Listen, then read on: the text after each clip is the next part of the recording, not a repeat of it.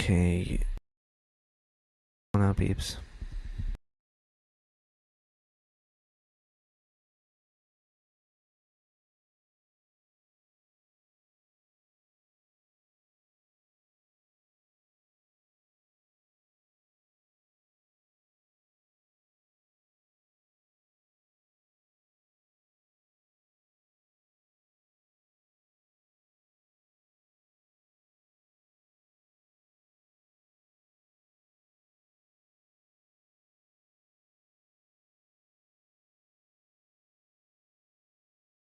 Gentlemen, ladies and gentlemen, people, dogs, cats, fish, everybody, what is up?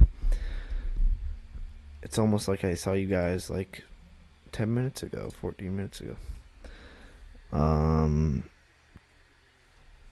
minutes ago, 22 minutes ago, actually.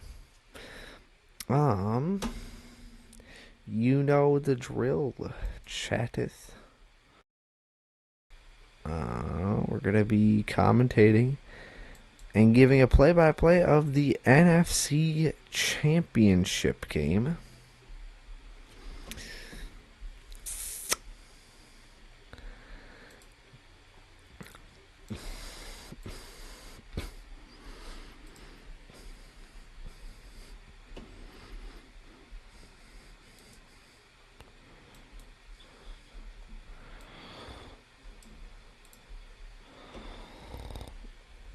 Bam, bam, bam, bam, bam, bam, bam, bam. Let me full screen this. Do that. Let me...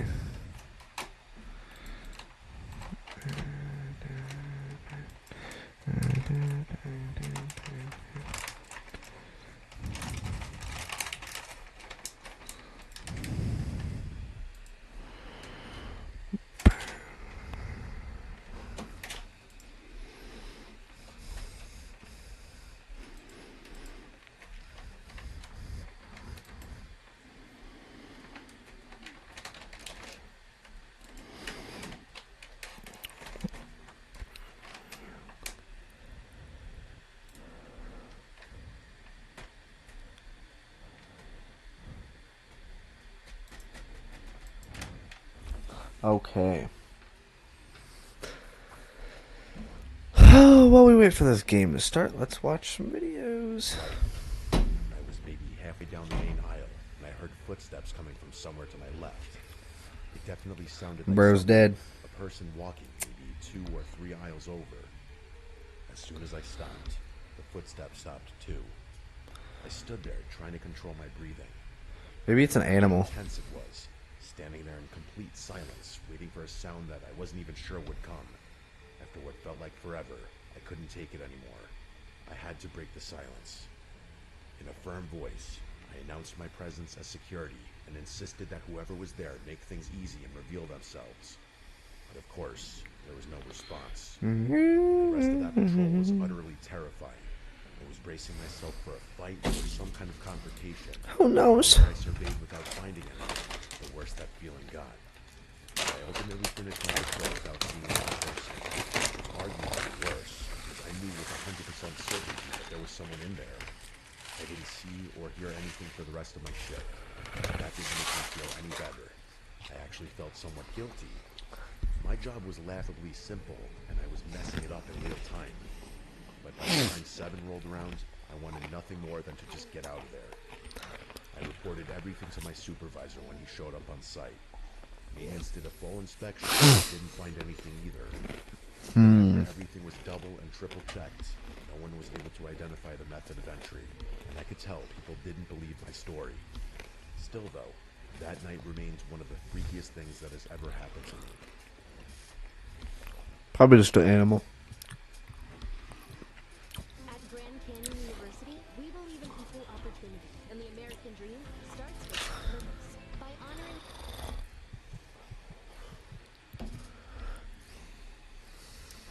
This memory still terrifies me, and outside of police and some close Let's family, see, the reporters are split down the middle. a few years ago, I had gotten my first job. 2 picked the Sea Chickens, 2 picked the Rams.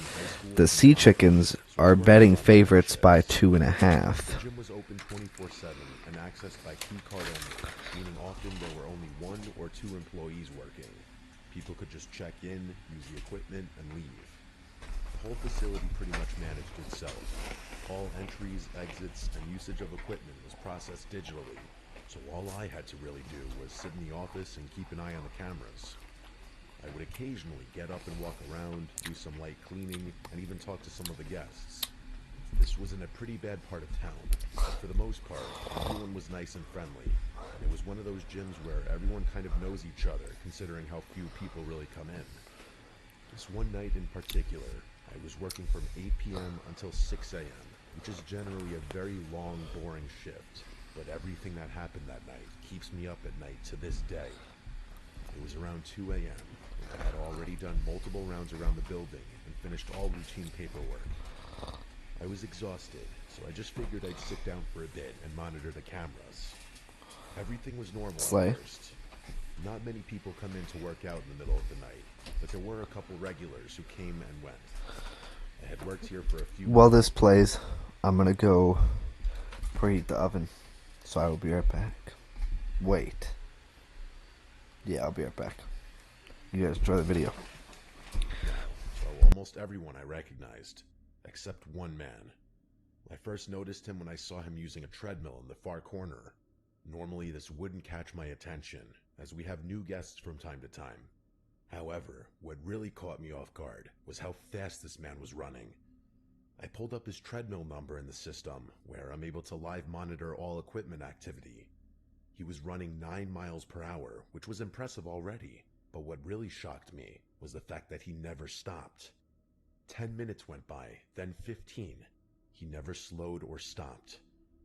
I looked closer at the camera, and although I can't quite describe it in detail, this man was nothing short of unsettling. He was wearing ragged clothes, he had long, messy hair, and his face never moved once. He was just staring straight forward. Then I noticed his feet. He was barefoot. He had been running 9 miles per hour for 15 minutes barefoot, just staring into the distance. At this point in time, I was very weirded out, especially since he was now the only person in the building besides myself. I pulled myself together and realized that we do have a policy requiring shoes, so I decided I would use that as an excuse to go talk to him. Although his appearance really freaked me out, I got up the courage to leave the office and head out to talk to him. The machine he was on was located almost directly outside the employee hallway, and as soon as I turned that corner, my heart stopped. The treadmill was covered in blood. His feet were tearing apart as he ran. My heart dropped. Blood not only dripping, but splattering from his feet and ankles for every step he took. His face was still stone cold, staring straight ahead. His mouth was wide open as he ran. He looked like he was on every drug on the planet. At this point, I was terrified. He looked crazy enough to the point that my gut was telling me he was dangerous. However, I still mustered up the courage to yell at him to stop. I can't even remember exactly what I said, but I did have to raise my voice a bit so he would hear me over the thudding of his feet as he sprinted. He didn't say a word, or even turn his head for that matter. He just continued to sprint and stare forward with his mouth open. I yelled again, something along the lines of, "Hello, what are you doing?" He then muttered the words, "Are you there?" in the coldest, raspiest voice I've ever heard. He wasn't out of breath or even panting as he spoke. I told him to stop a few more times, and he repeatedly just said, "Are you there?" The pool of blood at the end of the conveyor was growing, and at this point, I just figured I'd call the cops. I went back to the office, picked up my phone, but before I called, I glanced at the monitors again. He was staring directly at the camera, sprinting, bleeding, mouth open, staring at the camera. I turned away and then heard him screaming from outside the door. He wasn't even screaming words, just screaming at the top of his lungs as he stared at me through the camera. Suddenly, he hopped off the treadmill. He's on drugs. He didn't even turn it off, and he sprinted out of view of the camera. I immediately started clicking through the feed, searching for him, but he was out of view of every camera we had in the building. I had checked every camera except This sounds one. like fucking He was FNAF very right now. hallway. Oh, Sure nah. enough, there he was, about 6 feet. Oh, is that him? Like, actually? Is that actually him?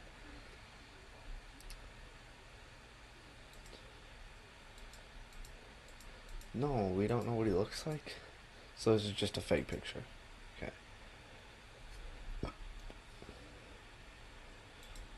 Oh, how Yesterday's networks just won't meet the needs of Yeah, tomorrow's. if he, It was a point that we said, like, well, honestly, if somebody does get that, an if somebody's like that, I'm not even going out there. I'm just calling the cops right away. into this hallway without a key card, but I didn't hesitate to quickly lock the door. You A should have already had it split second after locked. I locked it, the doorknob rattled. Now I was calling the cops. He started screaming again and shaking the door as I explained to dispatch what was happening. They told me police I think were he's just 5 on minutes out. a lot He of just waited drugs. in the corner of the office while his man was trying to get inside. His scream was terrifying. It was so deep it barely sounded human, and he kept it up for an unbelievably long time. This went on for about 3 minutes. I thought if he got in here, I was gonna die. Maybe, I felt maybe. absolutely helpless. Hear me out. It's David Goggins. David Goggins. That's something he would do. Just saying. Suddenly, though, the screaming stopped and the door didn't move. I checked the cameras again, and he was gone. I couldn't see him anywhere. Eventually, the police arrived, and they made them search the entire place before I would even leave the office. They told me he was nowhere to be found. I answered their questions and drove home. I quit the next day and have not entered that gym since. Probably I smart. have no idea what that man wanted, or what kind of I didn't lock that door. You'd be dead. He's on drugs, bro.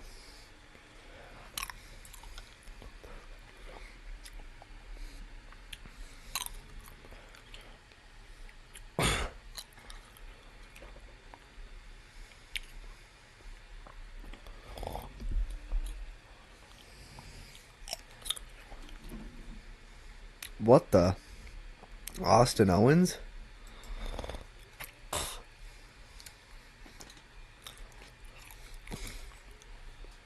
Please welcome the returning Kevin Owens.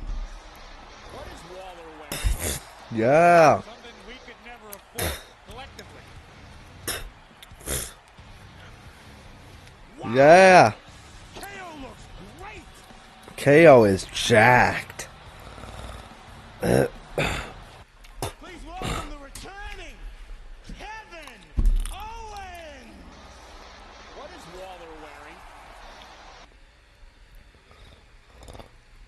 I didn't know Kevin was like that, bro. Someone's outside.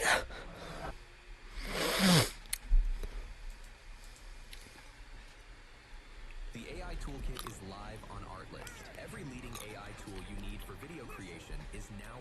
Latte, you can go. I'll bring you a blueberry. Okay.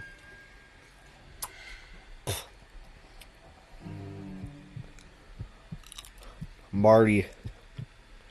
When I was 12 years old, I have a kid in my class named Marty. trusted me enough to leave me home alone. So this had to be when I was 12. We live in a peaceful and ordinarily safe little town. Quiet streets, spacious yards, friendly neighbors, and a charming little village with a bunch of shops and restaurants. It really is not a place where you need to look over your shoulder at night if you're walking alone or anything like that. It just feels safe, which is part of the reason my parents trusted me home. I would do that in any place. I still live with my parents today in the same house. The night in question, it was a weekend. My parents were leaving me home alone for the night. When we were really little, my grandparents would watch my older sister and I. But since my sister wasn't home for whatever reason, and since I was kind of old enough to be left alone at that age, my parents decided to just trust me by myself.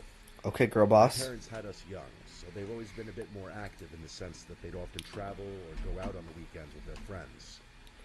They left me some money for pizza for dinner. It was the ideal night for a 12 Lucky. or 13-year-old. House to myself, video games all night, and pizza for dinner. That's my dream. I'm not I 12 or used to be 13. obsessed with James Bond video games when I was a kid. So I was playing some game called Nightfire for like my third playthrough on my PS2. Let's see if this is even... Oh my god, PS2. Let's see if this is a real game.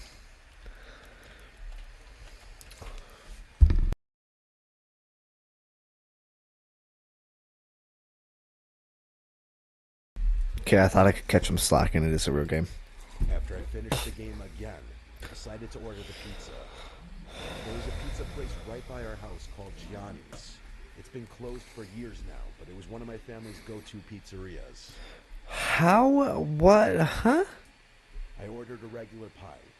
How do you? Huh? If it's closed, how are you ordering a pizza? And don't ever call a pizza a pie. Just because they're circles does not mean it's a pie. At the age of 12, I could easily eat 3 slices by myself. My mom told me to wrap the leftover slices in tinfoil and put them in the fridge. I switched out discs for another video game in the meantime while I waited for the pizza. And when the doorbell finally rang, I hurried downstairs It's a crackhead. with the $20 bill my parents left me. My mom told me to tip $4. Oh my god. The place was like 3 blocks away. So You know what my worst nightmare is? You answer the door and you don't have enough money for the pizza and you don't have any more money. Oh my god. I'm horrified of that. honestly, it wasn't a bad tip, especially for the time. The delivery driver was some 30-something-year-old looking guy. He looked a little rough, like he had a really long and gross beard. He also wore glasses and was wearing a black trucker's hat. I gave him the 20 and asked for the specific change. As he handed me the box and counted the change, he looked up at me and then looked past me into the house and said, "You alone here?" Oh no, that's where you slam the door shut and lock it. My parents taught me well about being wary of strangers. I said my parents are on their way home. A stupid answer in retrospect. I could have just said no. But I knew he was asking because, first of all, there were no cars in the driveway, and the fact that a kid was accepting the pizza at the door instead of an adult. After he handed me the change, he closed the door.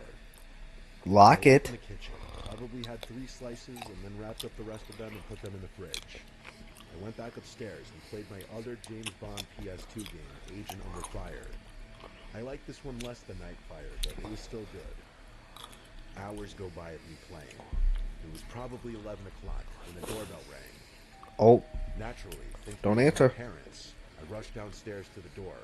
I said through the door, "Mom? Dad?" bro. But an unfamiliar voice on the other side said, Look "Hey, out the window I need first. to use a phone." I said, Slam "What is this?" it. And he repeated that he just needs to use a phone. I didn't want to peek through the window because, quite honestly, I was scared. I decided to go upstairs and ignore it. Alright, I knew from common sense alone that opening that door would be this a game horrible is idea. underway. It was well. Rams get the ball first. Caught inside the 10, past the 30, tackled at 31, forward progress. Gonna stop him at 31. Here we go. NFC Championship.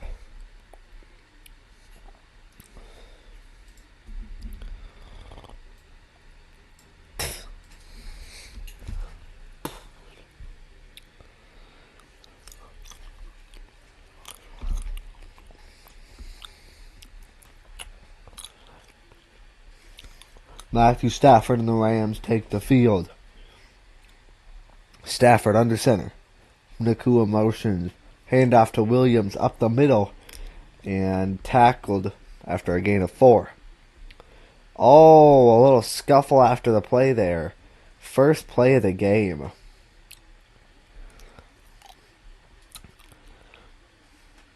Defensive player got hyped up and then like an offensive lineman got pushed him.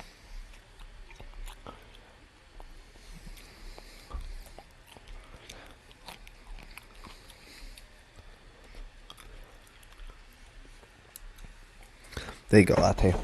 I'll get on. Stafford back to pass. Looks left. Throws left. Behind Nakua, but reels it in one-handed. And falls down right away. Gain of 2. It's 3rd down and 2.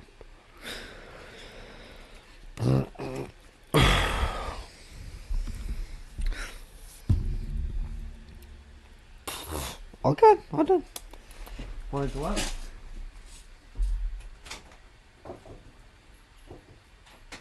So far in the postseason, the Rams are 8 for 29 on 3rd down. Stafford back to throw. Throws over the middle. Over Nakua's head. incomplete. Tariq Woolen in coverage there.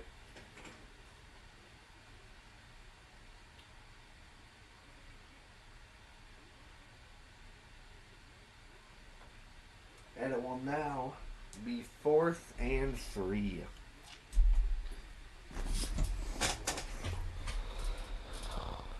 Ethan Evans, the punter. Rashid Shaheed back to return. And it is booted away. Fair catch called for at the 19. He will catch it. And the Seahawks will take over on their own 19.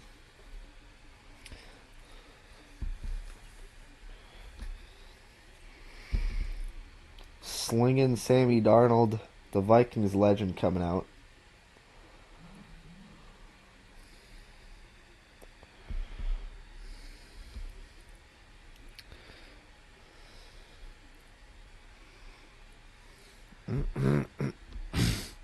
Oh, I don't have the chat even open.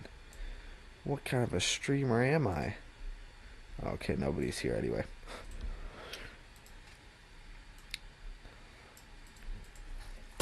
Handoff up the middle to Walker. Trying to find a hole. He does. Gets about 5. Falling forward. Falls forward.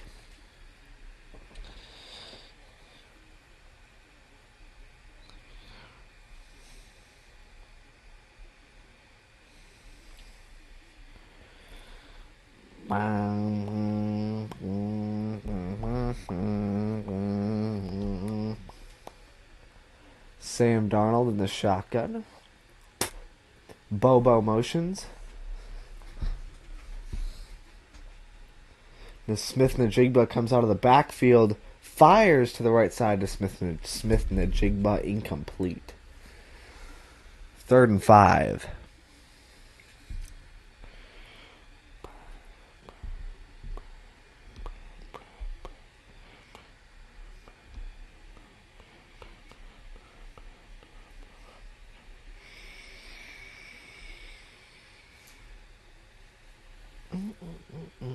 Darnold in the shotgun. Bobo cup motions. Running back motions. Darnold looks right, throws right, deep, open, Shaheed caught at the 40 and tackled by the shoelaces at the 30. Wow.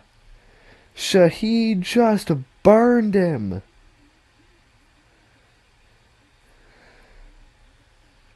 Oh, man. So close to busting free there.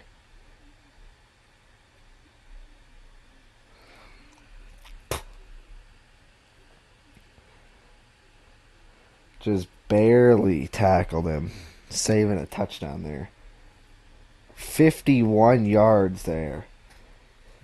Now, Darnold and the Seahawks, the 25.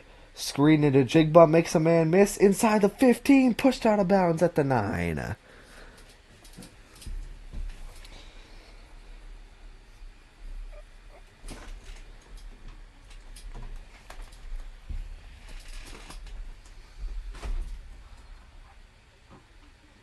Rams defense better get something going here. Just get cooked this entire first drive.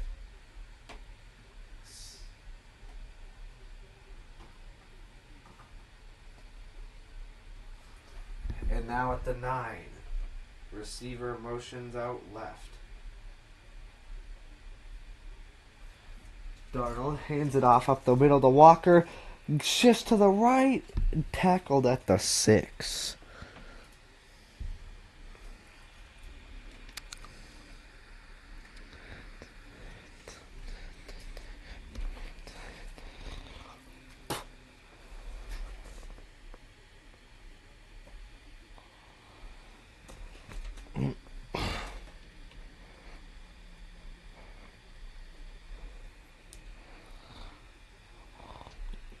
Walker in the backfield, Darnold under center.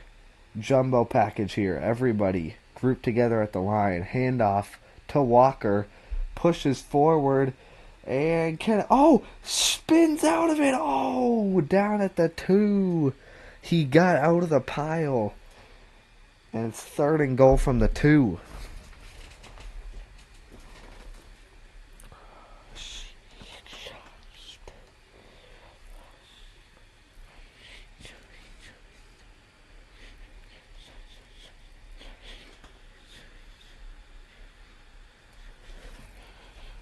Now under center, Darnold.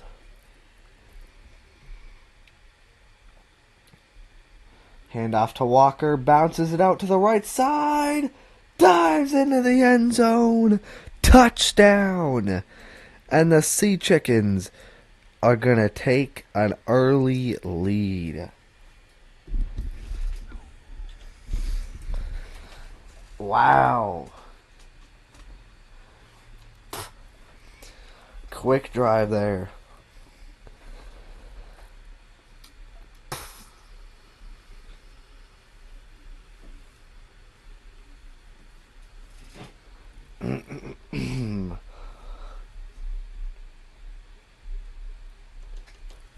And the extra point. Myers kicks it through. 7-0.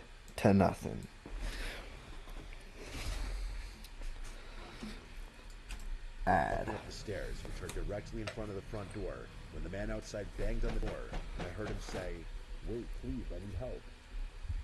What that meant was that he saw me. He was watching through the glass at the top of the door.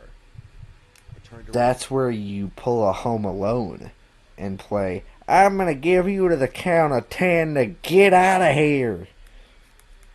Smart, I'm telling you. Though it was dark on the front porch, I could still see the outline of the man's head.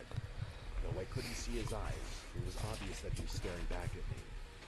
I ran upstairs and ran to my parents' room. The only house phone that was upstairs was in my parents' room, so I went to the phone immediately and called my mom's cell phone number. I didn't memorize Call my the dad's number cops. at that age. My mom picked up the phone, likely under the influence of a few glasses of wine, and then I told her that there's someone at the door asking to come in. This comment likely sobered her up instantly, as I remember her tone shifted dramatically, and she sounded much louder and more concerned. She asked me a few questions. Firstly, if I had answered the man or at all made him aware that I was home, and I told the truth and said yes. I asked who it was. My mom's tone grew more and more concerned. She asked me if for any reason someone knew I was there by myself, and I immediately thought of the pizza guy. I told her that the pizza guy asked if I were here alone. Around this time, the doorbell rang 2 more times. I told my mom, Thanks for the sound effect. expressing that the guy would not leave. My mom told me to stay put in their room and keep the bedroom door locked. She said they were calling the police. My mom kept me on the line with her on her phone while they called the police using my dad's phone. They had to leave the restaurant they were in to go outside to better be able to communicate. It was a summer night. The windows were all cracked open to let some air into the house. And through my parents' window, I heard the gate on one side of the house leading to the backyard opening. It Ooh, opened in a very better lock that gentle door. sounding way. I told this to my mom, and she kept telling me to just stay quiet, stay in their room, and keep the lights off. I said quietly into the phone. Well, they already know you're twice home. Getting in through the den window. My mom would tell me to just stop talking and wait for the police. She would continue talking into the phone, feeding me updates from the police and their ETA, reminding me also to not talk. I was starting to calm down just a bit, and I heard the unmistakable sound of footsteps downstairs. Ooh, should have locked the door. Footsteps of someone inside the house, wandering around. I whispered this in a panic to my mom, and I heard her scream something into the other phone to the police. Probably something along the lines of, "The man is inside the house, hurry up." My mom told me to hide under the bed and wait there. For my 12-year-old self, it was the most horrific, unreal moment of my life. The only thing keeping me feeling relatively protected was the tiny little lock on my parents' bedroom door. I heard footsteps coming up the stairs. The stairs are by my sister and I's bedroom down the hall. Alright, that scoring drive, 7 plays, 81 yards. Short drive there.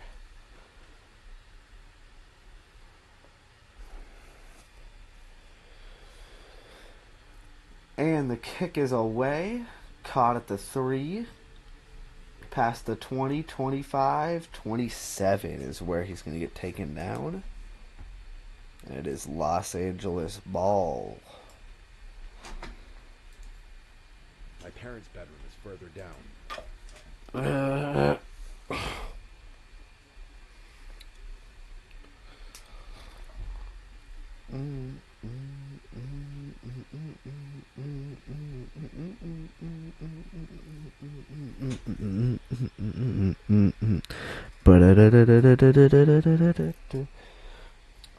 Stafford under center.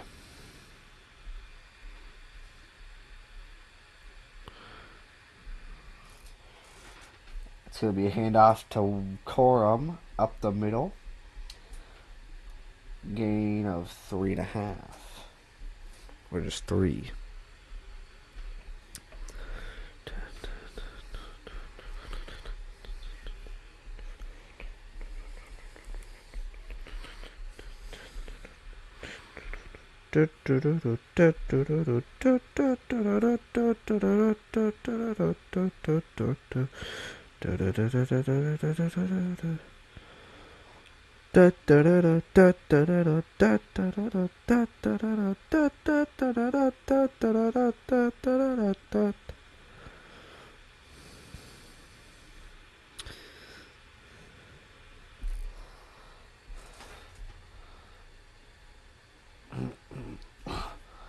Stafford, play action, throwing deep, and it's caught by Nakua at the 30.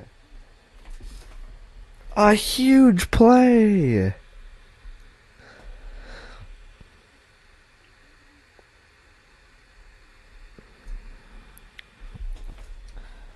Now from the 26, another deep throw to the end zone. Looking for Nakua, but overthrown.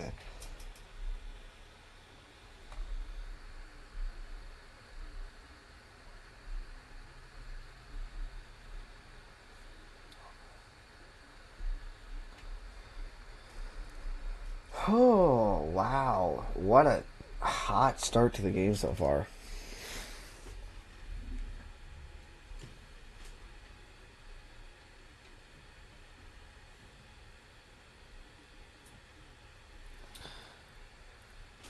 Stafford in the shotgun, looks left, looks over the middle, throws to the right, and well over Devontae Adams' head.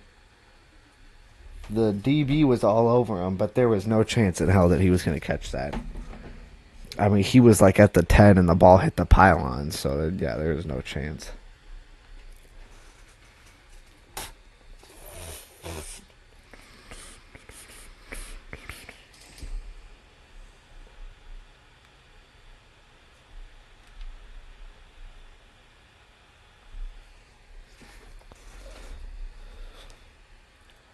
And now Stafford of the shotgun again, throws to the left, underthrows Nakua, 4th and 10.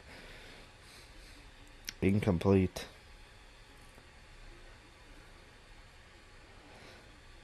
The Rams are going to send out the field goal unit. That is a big boy. Their kicker is a big boy.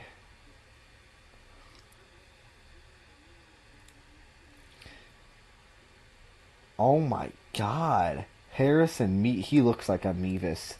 44-yard attempt. I'm not trying to be mean.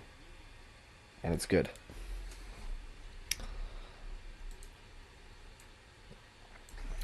7-3 the score. A little under halfway through the first quarter. The footsteps faded Ad for a break. few moments. I'm assuming as the intruder went to our bedrooms, searching. My mom told me the police would force their way in and to not move until they were inside.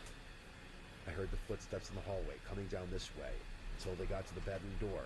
Then they tried pressing down the doorknob, only to find it locked. They tried a few times, as if that would somehow magically unlock the door. Then there was a light knocking on the door. But the person on the other side didn't speak a word. You don't need these sound I tried effects, the bro. doorknob one more time before I heard the footsteps walk back down the hallway, then down the stairs. And they faded away deeper into the house. I did my best not to burst out into tears the entire time. I didn't even whisper anything into the phone because I was too scared to make the slightest sound.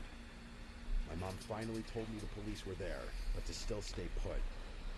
I was expecting to hear them kick down the door, but instead, Oh. I just rather suddenly heard multiple heavy footsteps and a man shouting my name, identifying himself as a police officer. I Oh. heard them coming up the stairs. My mom gave me permission to answer them and unlock the door. There were 2 officers upstairs when I opened the door, and then 2 more downstairs. They didn't have to kick down the front door because the back door was left completely ajar. The back sliding window was also slid completely open, which was the obvious original entry point. I had to talk with the police and tell them everything that happened, including my suspicion of the pizza guy, with my parents listening in on the phone. They were en route home. By the time they got back, there were only 2 police officers still at the house. With the police report including a note of the pizza guy, they said they'd do their investigation. Bruh.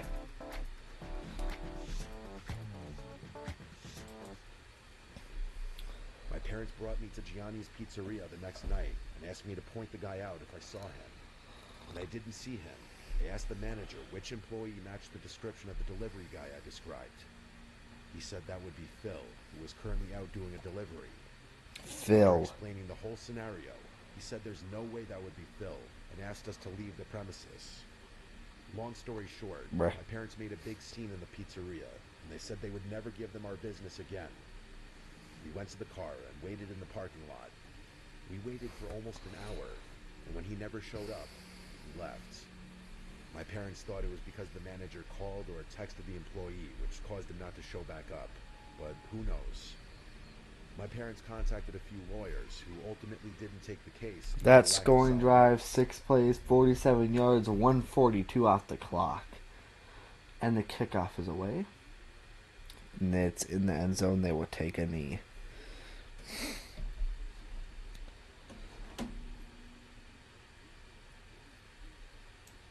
Sea Chicken's ball.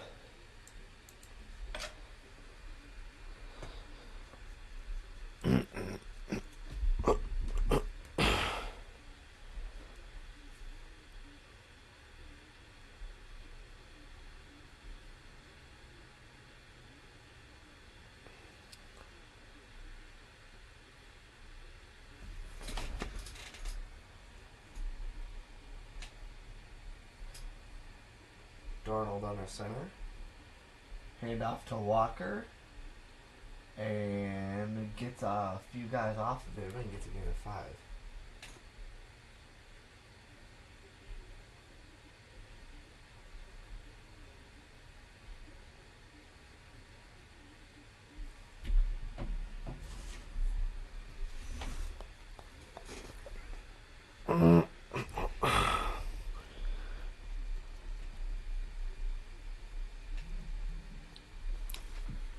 Second and 5.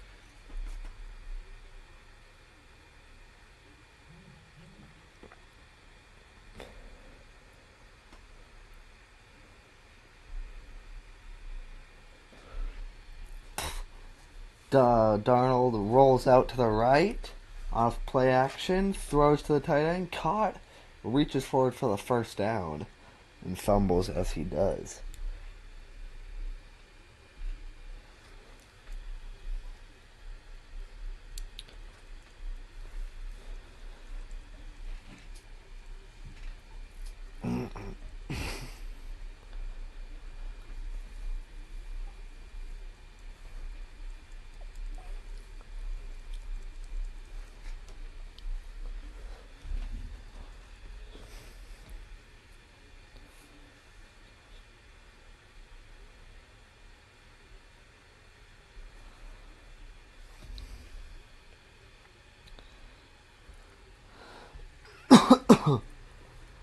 Handoff to Walker.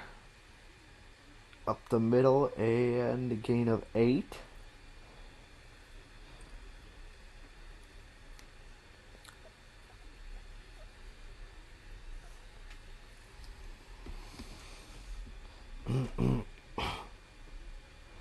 Under center, Darnold.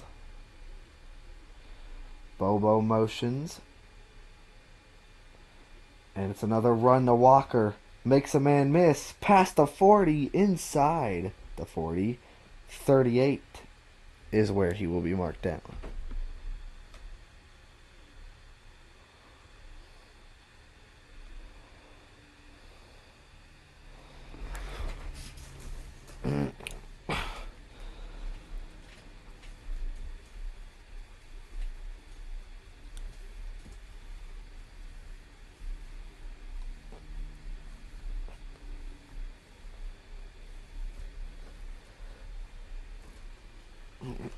First and 10. Darnold in the shotgun play action. Dumps it off to Walker. Screen pass. Past the 35. Past the 30. First down. And tackled at the 24.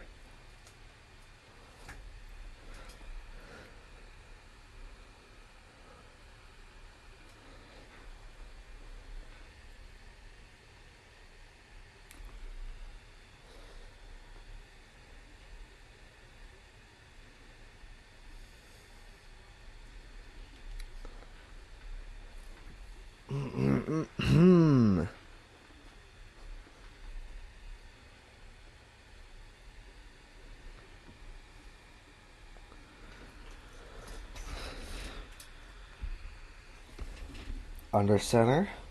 Hand off to Walker. And this time, they're ready for it. That's a loss of 1.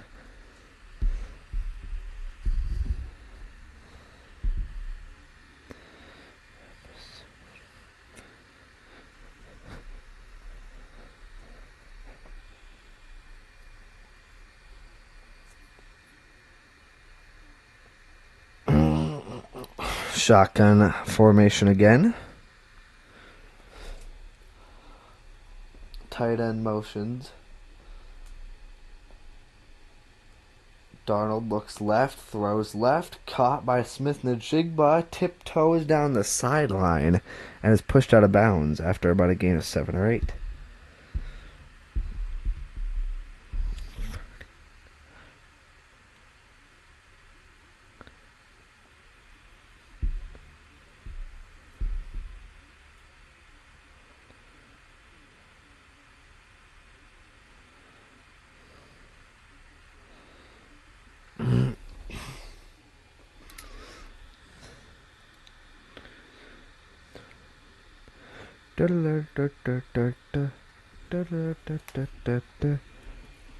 Darnold shotgun.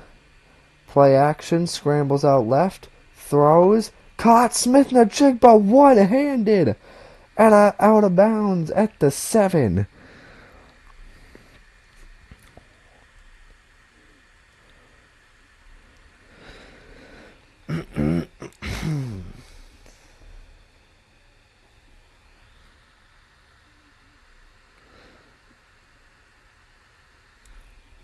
Hand off to the right side to number 36. And not really anything going there. Loss of 2.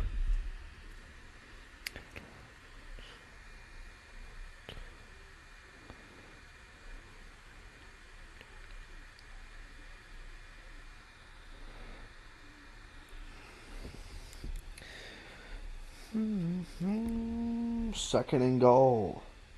Smith-Njigba, 3 catches on 4 targets for 33 yards so far. From the 9. Darnold under center, Walker in the backfield. Hand off to Walker, up the middle. Leaps over a man, gets to the 5. Flag on the play. He'll be down at the 5.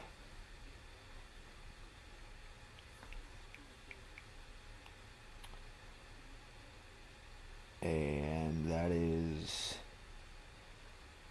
What's the penalty? Holding. Wow, so now it's going to be second and goal from, like, the 19. Oh, yeah, that's a hold.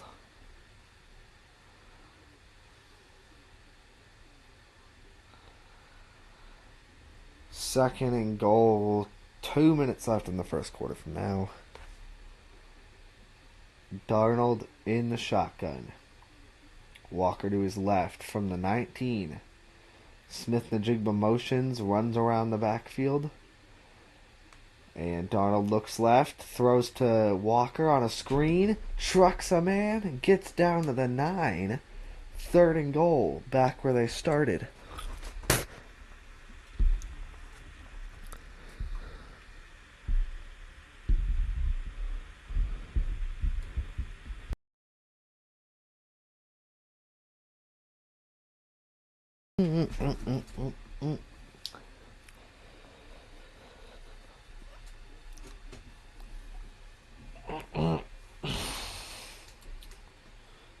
Cooper Cup motions to the left, shotgun formation from the 9. And Darnold looks left, throws into the end zone, incomplete. Both teams looking for a flag, but there is none. Let's see. Oh, that definitely should have been an OPI. He like pushed him in the face.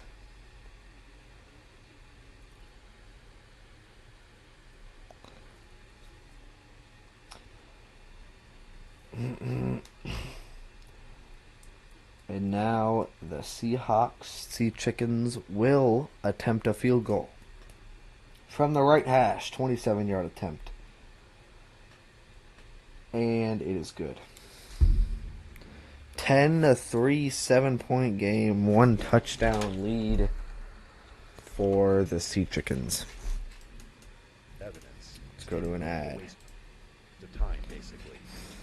Ultimately, we never did go back to that pizzeria, and it wasn't for a long while after that my parents felt safe leaving me home alone again, simply because of this incident. Ultimately, I do think it was the pizza guy, or at least someone associated. No, really? Because who else would have known that I was home alone that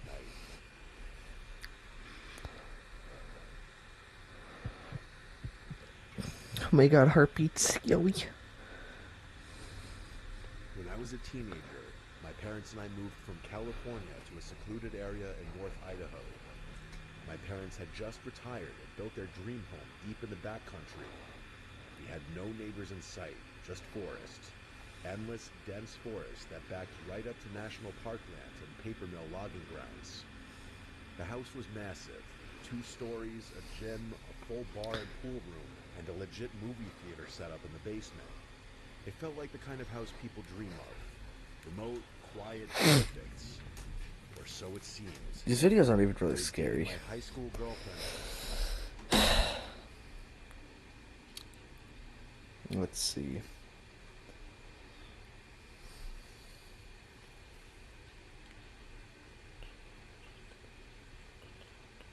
See Penguin 0? Sure, why not?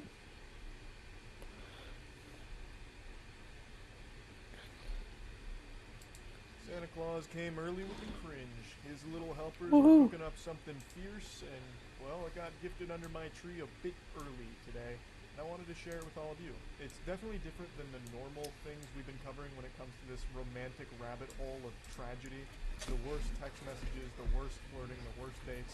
This one is different from all the others I've covered, actually. So cozy on up with your favorite Christmas sweater, get under the mistletoe, and get ready to kiss your sanity goodbye, because this one is a real head scratcher. For the first time in this goofy little series history, we're getting the perspective of a man talking to a woman here.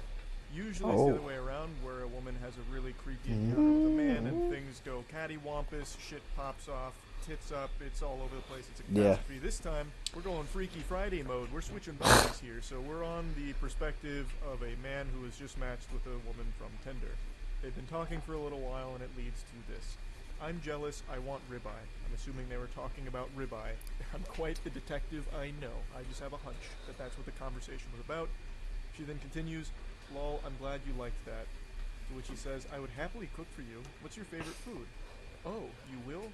I love baking, so maybe I'll bake you a cake or some bread, lol. I love steak, rare or medium rare. I love that idea. When can we make this happen? What a great start. I dare say these two are soulmates. This Yeah. is wholesome, Oh, we're exchange back. going super well. Caught at the 11. Kickoff past the 30. Down right at the 35.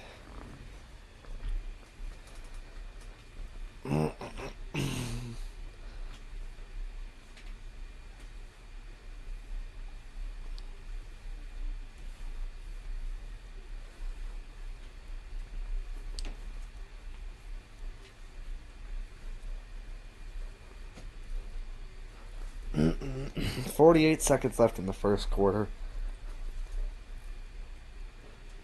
Jumbo package here. Nakua motions. Handoff to Williams to the left side. And he's brought down after a short gain. And the play clock and the game clock are about 2 seconds apart, so they will have to run one more play before the end of the first quarter.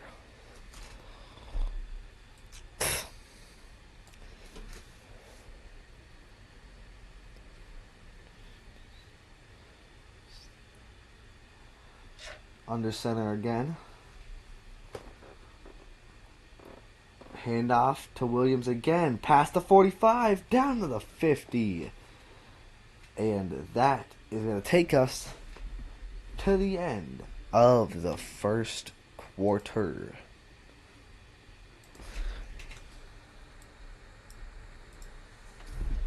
Looks like they're about to set up a date to cook together or bake together. How could it possibly go awry? The good vibes continue. I'm not sure. You haven't asked me on a proper date yet. To which he says, what are you up to tomorrow evening? This is already looking like something out of a Hallmark movie. This is super efficient, super, great all around. She says, I'm pretty sure my family is stopping. What's gonna by go because my wrong? sister's in town, but I'm not completely sure. What about you? I see. I've got nothing tomorrow evening.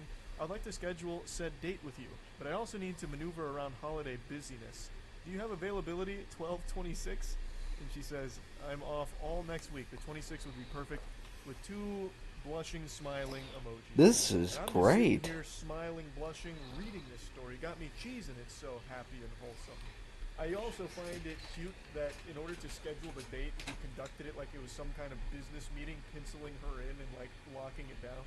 And the whole thing is just adorable. So how could it Yeah. possibly end up in the shitter? What went wrong? Well, let's take a peek. Beautiful. It's a date. Would you be comfortable coming to my loft in blank and we can cook? I have a cat here too. She's lovely. To which she responds, no, I'm sorry. I don't do apartment dates for first dates. That literally made me so disappointed that you said that as a suggestion. I'm going to cut this. What? I hope you have a good Christmas and good New Year. Wish you the best. To which he says, all good. What? Totally understandable position from the woman here.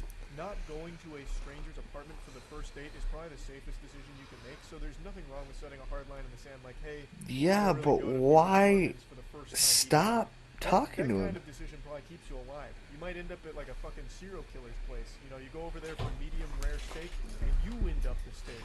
Oh. Turns out your Tinder date is Armin Meads or something from Cannibal Cafe. So there's nothing wrong with her not wanting to go there for the first date. But she immediately jumps to being like, alright, we're done here. I'm so disappointed you even suggested it. Even though they were talking about cooking and baking together. It's not like he just pulled this out of his ass like a nefarious plot where he was rubbing his hands together and came up with this scheme. They were talking about cooking and baking together. How are you supposed to do that together outside of a household or an apartment or something? There's really no way to do that. So it should be pretty obvious why he suggested it. And he wasn't pressuring her into it. He even said, if you're comfortable, here's an option I think would be fun since we've been talking about cooking and baking. He wasn't like poking her or trying to bribe her into coming over there and set a trap or anything. He was just putting the offer out there. So I feel like a less aggressive response from her would have been something more along the lines of, hey, politely I'd like to decline that. Don't feel comfortable going to your place for our first time meeting. And according to the comment section, he planned on offering an alternative because he understood why she wouldn't want to do that. But then things really start to pop off before he had the chance. So he says, I hope you have a great Christmas. Alright. To which And they're getting into a scuffle again. Nakua's helmet came off on that play. Let's see. I didn't see the play. Nakua motions. Jet sweep. And he must have gotten tackled and his helmet came off. And there was some chirping going on after that play. From the Sea Chickens 46, Stafford throws. Caught by Devontae Adams. Past the 30. Past the 25. Tackled at the 23 by Tariq Woolen.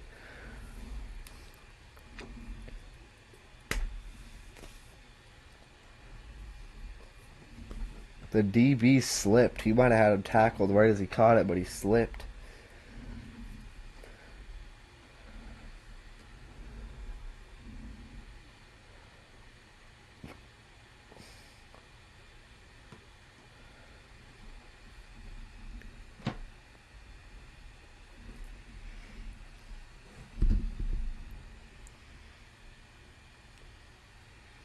Handoff up the middle to Williams. bounces it to the outside and gets to the line of scrimmage and no more. Nothing more.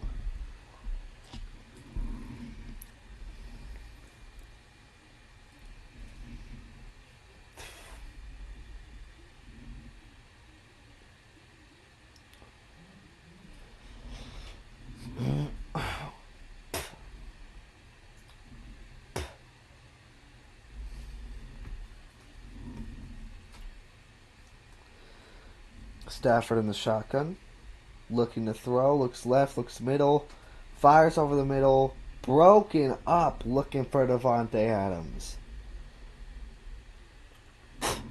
DB was all over that one.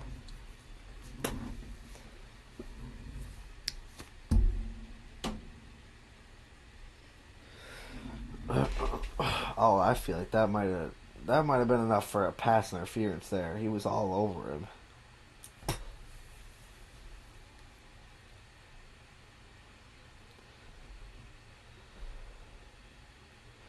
Shotgun again. Looking to throw. Stafford scrambling, and he's sacked. Oh, he fumbled! And it is recovered by the offense. Got lucky there. Couldn't find anywhere to go. Oh, yeah, that's a fumble. It was recovered by the offense. Clearly, though, big boy number 69 recovered it.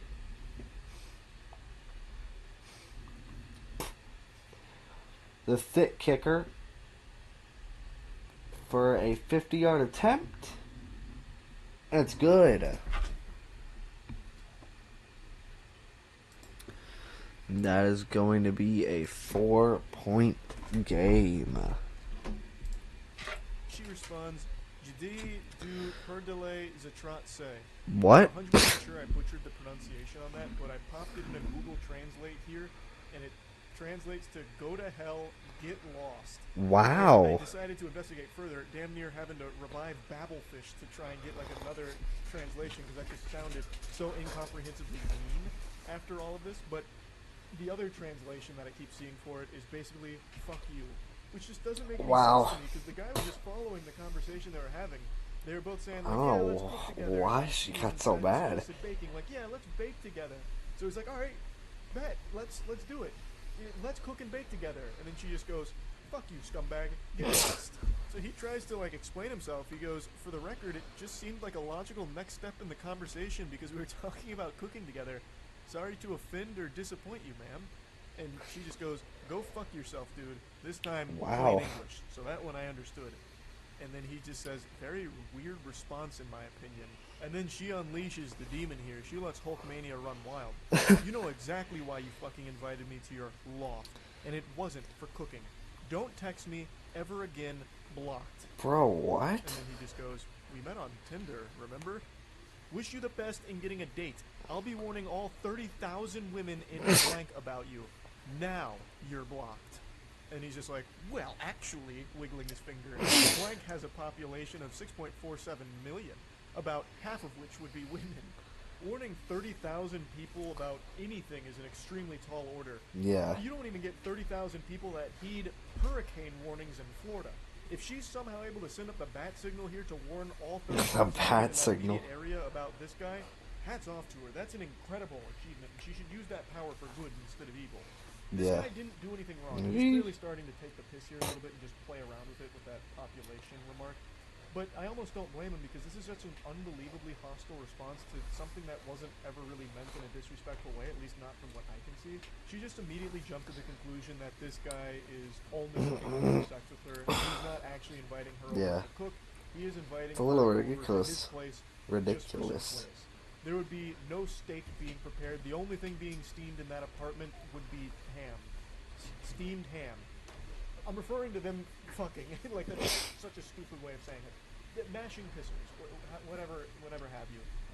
So she just believed that this guy was some huge asshole and was only using cooking as some kind of Trojan horse to get her over, but his true intentions were for a little bedroom rodeo action. And a bedroom rodeo. really, to me, it really seems like They were talking about cooking and baking together. They were both on the same. Alright, we're back.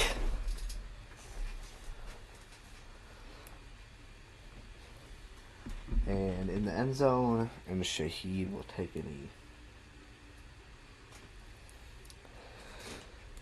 Whew.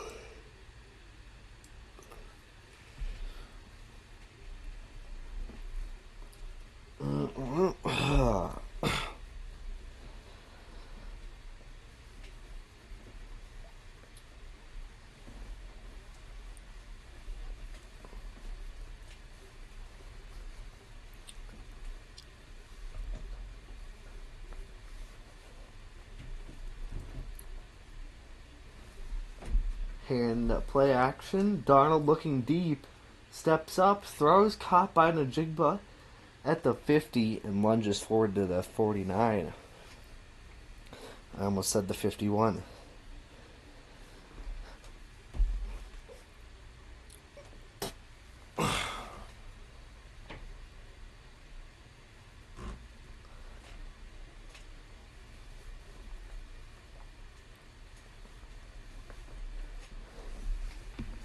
Darnold in the shotgun. From the Rams 49, fumbles the snap and falls on it. And that's going to be a loss of about 8.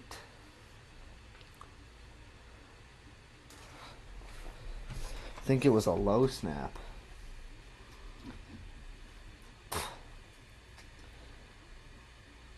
It was a little low, but he should have caught it. It went through his hands.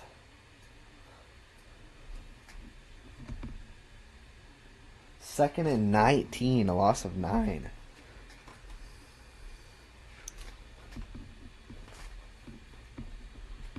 Tight end motions in the shotgun again. From their own 42. Darnold looks right, looks left, under pressure, and he's sacked! Back at the 28. Third and very long for the Sea Chickens.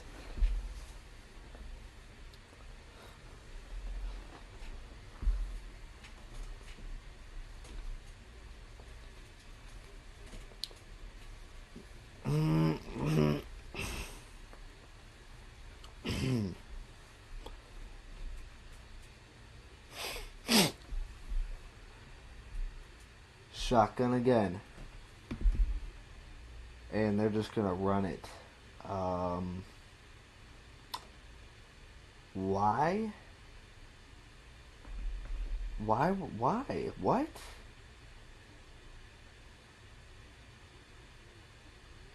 It was 3rd and 27. Okay. Now it's 4th and 24. I don't understand that whatsoever. Michael Dixon out to punt. Xavier Smith back deep to return.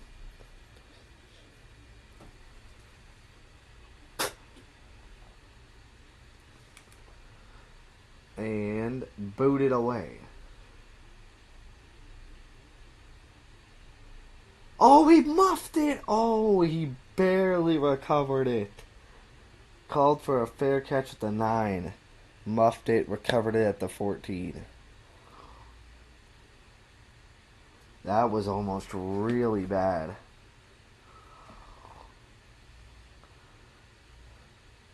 Now it's time for another ad. Same page. When the idea of a date came up, which she proposed, the logical conclusion you draw is, hey, we've been talking about cooking and baking together, let's do that for our date. Like, it doesn't really seem like there was any kind of malicious intent behind it. And he never really had a chance to offer an alternative because she immediately just shut the whole thing down, which she has every right to do. There's nothing wrong with that. But it does seem like he wasn't trying to just be some douchebag or whatever. Like, it seemed like he was just offering a date that they had been talking about as a mutual interest. I'm sure he probably would have offered an alternative since she wasn't comfortable coming over to his place.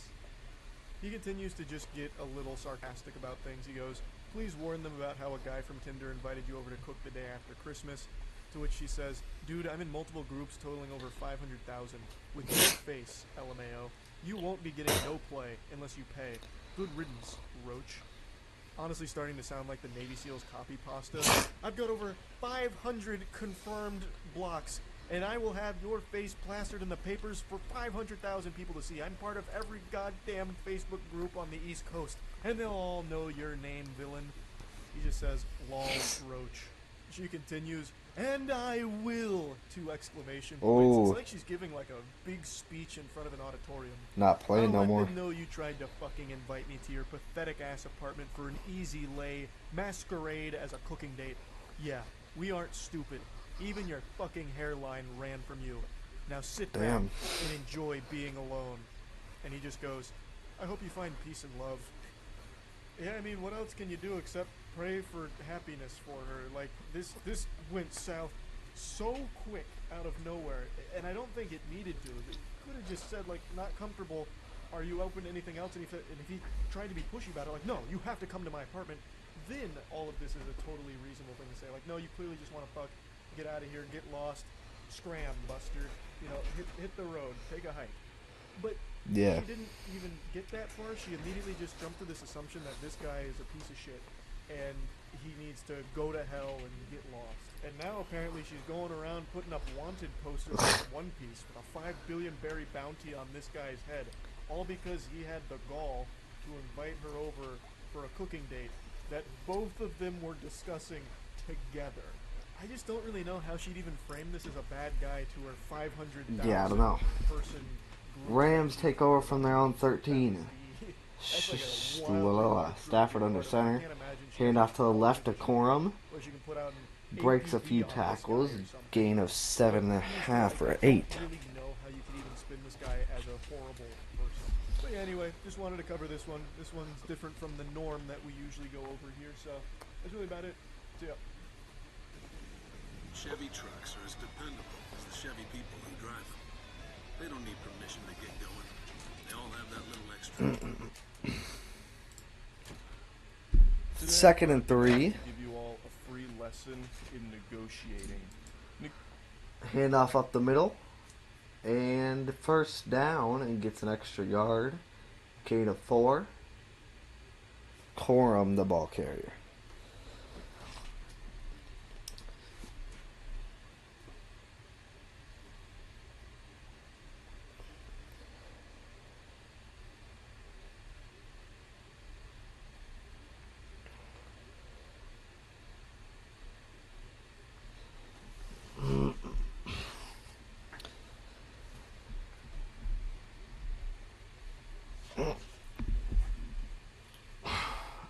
Stafford under center again, with Corum in the backfield.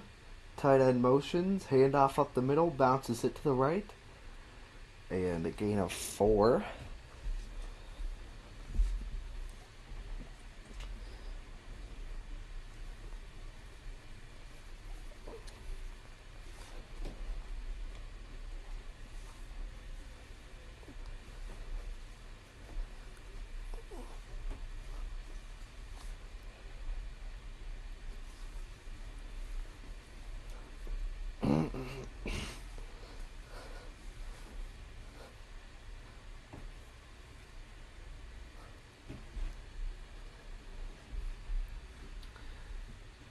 Stafford back to pass, throws, caught by Parkinson, and a first down.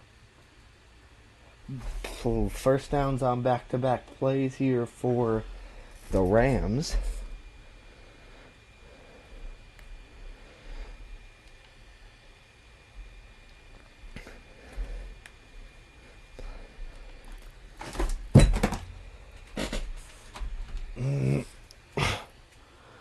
Play action.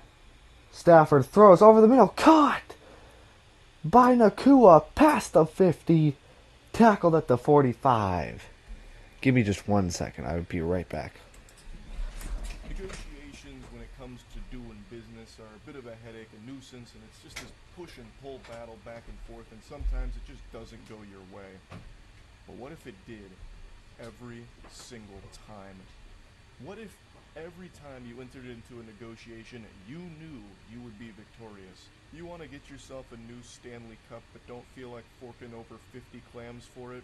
well then it's time to employ this negotiating tactic and get yourself a 100% off discount. That shit will be free. In fact, this is so effective that they'll probably start paying you to take the items away from them. It's that powerful. I am back. I first learned this forbidden jutsu from an anonymous. And why are we showing an ad?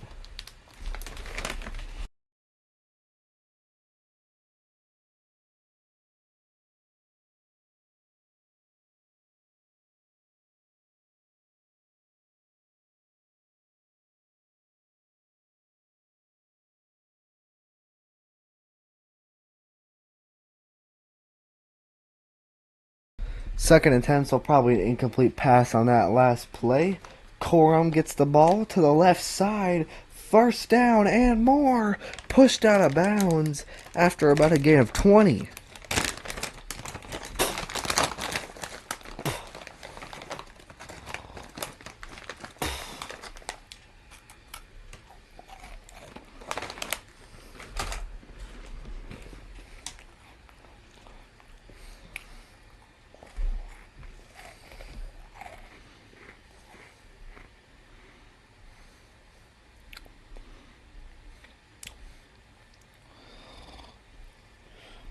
Handoff up the middle.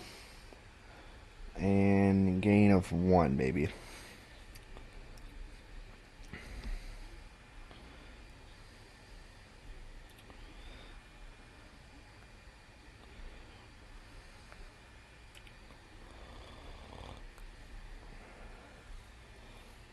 Gain of 2 on the last play. Second and 8.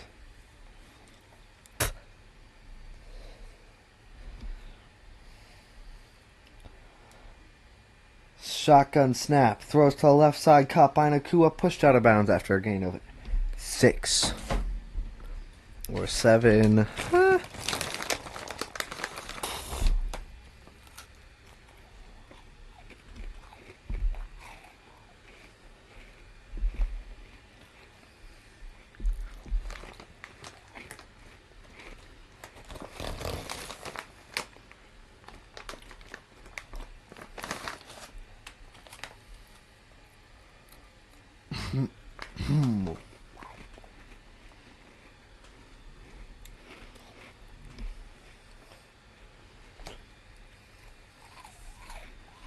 Handoff up the middle. Williams gets the first down. Gain of 5.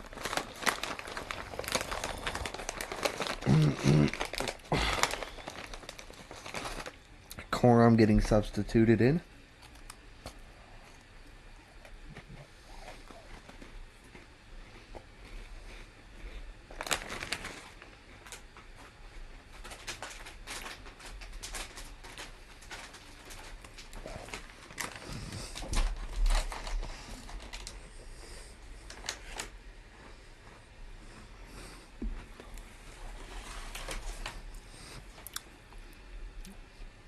And as the ball is snapped, whistle's blown and a timeout from Los Angeles.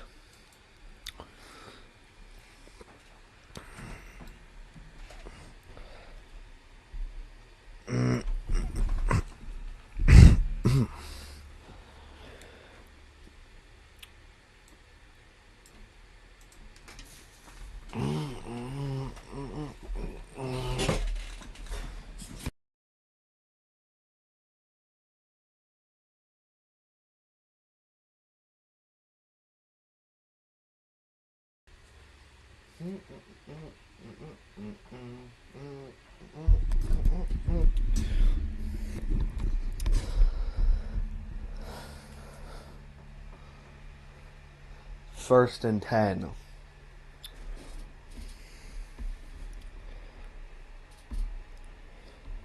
Stafford under center, Corum in the backfield.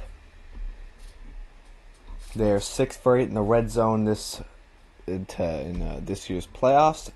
Handing off to the right side to Corum, gain of 1. Second down.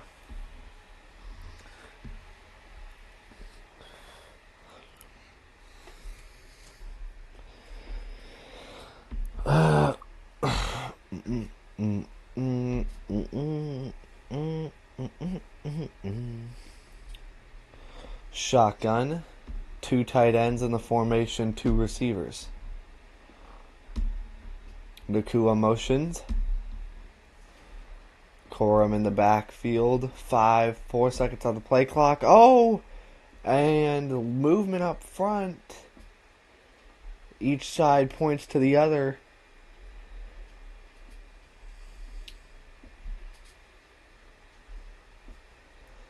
And 2-minute warning. No flags thrown. Okay.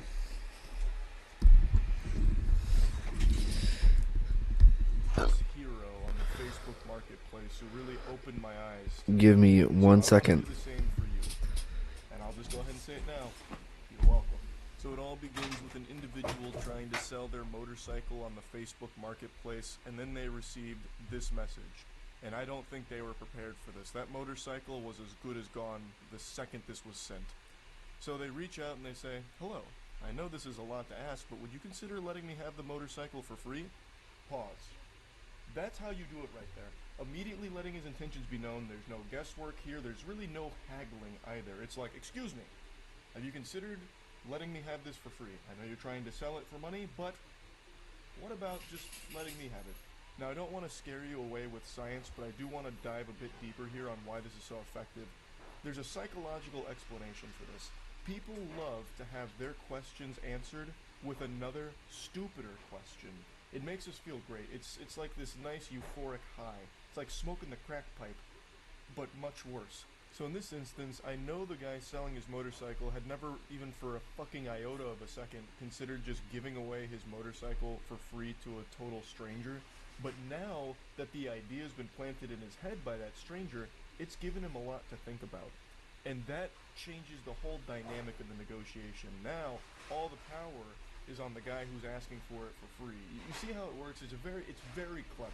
We're dealing with a true genius. And he wastes no time getting very personal here to get an emotional investment from the seller, trying to tug on his heartstrings. So he's going for like this extremely powerful 1-2 combination wallop here to try and get this bike for free. So he says, "It's for my elderly dad, and he lost his car due to financial issues, and he is dirt poor on a super low pension, and I don't work as I'm looking after him until I get another job, as I lost my trucking company to a fucking rotten," and then he drops a slur. If that doesn't bring a tear to your eye, then I don't know what will. You have no soul. His elderly father, he lost his car due to financial issues, and now he needs a motorcycle, as all elderly men need. Like, how is he supposed to get from point A to point B without a free motorcycle now? What do you expect him to do? Walk? It's ridiculous. He's elderly. And the individual here doesn't have a job to provide for him, so he's doing the best he can to get him some transportation, which just happens to be a fucking motorcycle. Maybe he's trying to get his dad killed. I have no idea. Maybe this is all an elaborate assassination plot. I am looking for someone with a heart that is willing to help a person in need. And then caps lock. "My dad is 78 years old and is at his breaking point, and the next person who refuses to say yes and help will be held responsible if anything happens to my dad, as he is ready to let go of life." So now the stakes have never been higher. His father is 78 years old. At his breaking point, the only thing keeping him alive is the hope of a free motorcycle. Will you do it? Do you have a heart to save his life? Because if he doesn't get this motorcycle, goddammit, it's going to be the end of him. And even if he gets the motorcycle, it's going to be the end of him then too. But in a much bigger blaze of glory, I think. I imagine it's 78 years old, and in as rough a shape as this guy describes him, that motorcycle would be his vessel straight to fucking Valhalla. That would be messy. But it's what he wants. Alright? And are you going to do it or not? Are you going to follow the Lord's wishes and treat thy neighbor the way thy would like to be treated, with a free motorcycle? Because if you don't, you will be responsible for it. So keep that in mind, Buster. I think this is negotiating at its finest form. So he's pulling out all the stops here for the free motorcycle, trying to get the waterworks going with a sob story, but immediately drops a fucking slur in the middle of it, and then caps locks a threat too. This is an unhinged maniac we're dealing with today. I usually blank out the Facebook profile pictures in these kind of messages, but this one is just so fitting because he has a clown as his profile pic, and it couldn't be more poetic. Because I have returned. But it's still on red. That's surprising. this guy is truly a fucking loser clown. So he comes back saying, I keep asking till you answer me. The guy trying to sell the motorcycle says, no thank you. And then even gets this warning, beware of common scams using payment apps. Damn. So I'm guessing this got flagged internally or something. I don't exactly know how Facebook Marketplace works in that regard. But then he goes, so you're okay with putting money over a person's life? And he just goes, has this ever worked for you? His strategy is very clear. He's trying to like play off of people's good nature. Like, my father needs this motorcycle. He doesn't have a car right now. He doesn't have money to pay for this motorcycle, and I don't have money to pay for the motorcycle because I'm taking care of my dad because I'm a good person. Like, come on, you're gonna really value money over someone's life? You're gonna try and sell this motorcycle for thousands of dollars as opposed to just give it to me and my dad for free, which would actually save his life? Oh my god, you're disgusting. You were just a terrible scum. And when it becomes clear that this guilt trip song and dance isn't working, he tries something very different. Actually, yes, in the past it worked because years ago there were good-hearted people that would give you the shirt off their back to help a person in need. A shirt is also significantly cheaper than a goddamn motorcycle, you absolute heathen. Now, all you is a bunch of cold-hearted, money-hungry bastards, and I'm very disgusted by that. I have no doubt that he like spit. Gross. Won't even give me a free motorcycle. Yucky.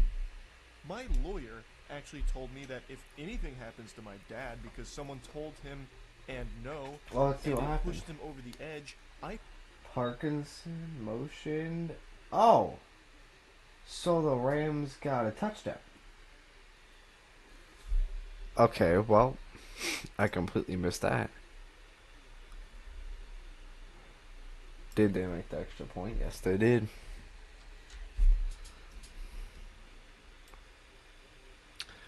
That kick goes out of the side of the end zone. And it's a touchback.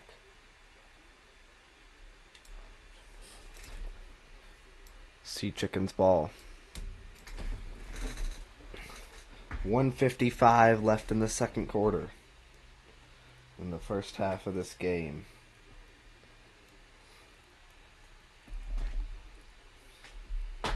From their own 35 is where they'll start this drive.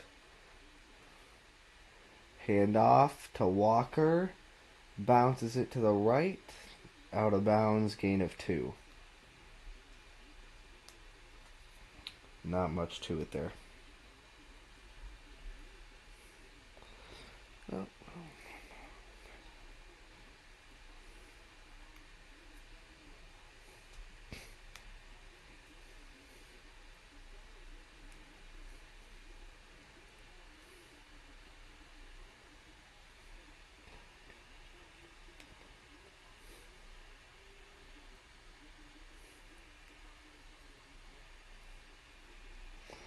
Darnold back to pass. Throws over the middle.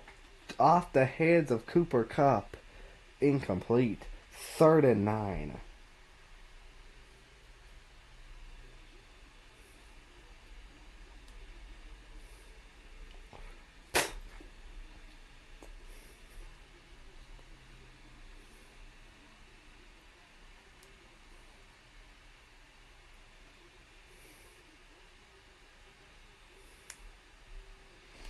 Darnold all alone in the shotgun.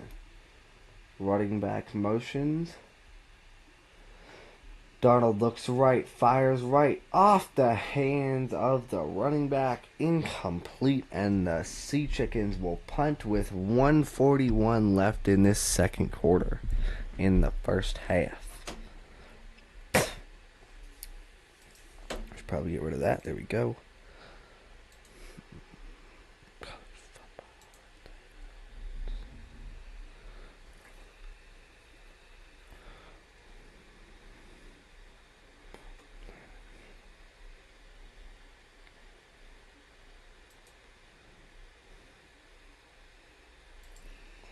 And the punt's away. Fair catch called for. Caught at the 17. Flag on the play. Caught by Xavier Smith. Catching the punt. That's who caught the punt.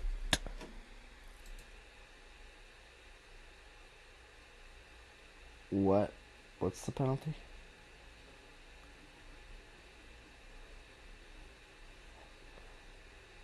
Holding on the kicking team. The kicking team? That's weird. And what is Burrow waving his hands for? Oh, he might have blocked that if he didn't hold him.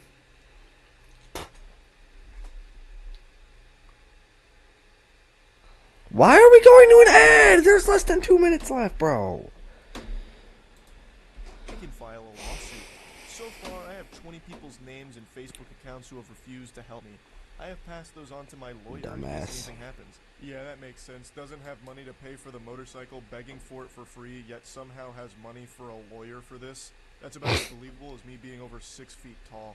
What a bunch Damn. of fucking hooey. What a bunch of hooey. The power to save lives is Oh my god, bro. donate plasma and get paid for your time. Whoa! My dad told me if anyone else tells him no, there will be major hell to pay. This guy actually speaks like a child Sure. on Xbox Live making threats. My dad actually works for Infinity Ward, so if any of you guys kill me in this game and I don't win, you're all getting banned. This goofball has that same kind of energy to these messages here, while he's begging for a free motorcycle, trying to get some kind of sob story guilt trip going. It's fucking brutal. So let's take a bit of a dive here on his last couple of statements. So he's saying that he has a lawyer that has told him he can file a lawsuit if something happens to his dad because someone refused him free shit, basically. That's such an entertaining idea. That's to crazy. Play around with. Like, you can't tell this guy no because he's old and he might die. So be careful. So he's trying to get the legal threats out there.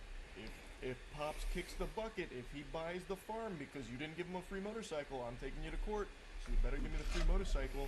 The guy's like sweating like, Yeah, man. I've got to get him the free motorcycle. I really wanted to get a couple $1,000s out of this because I paid so much for it, but this guy's dad's life is on the line and I'm threatened with a legal lawsuit. Like, what did he possibly think would happen? No one's I don't gonna know, buy this man. story. Nobody in the world, no rational person in their right mind would get these messages and think anything of them beyond, wow, this person that is talking to me right now actually needs some kind of mental health evaluation, because this is unhinged. It's also super laughable how he tries to make his dad come in here at the end as like the big head honcho tough guy. My dad said if anyone tells him no, there will be major hell to pay. Why does he act like a little He's kid, 78 bro? fucking years old and apparently has no. Oh, man. Alright, Stafford and the Rams take over at their own 28. In the shotgun. Hand off to Williams up the middle, gain of 5. 128 and ticking left in this first half. In the second quarter.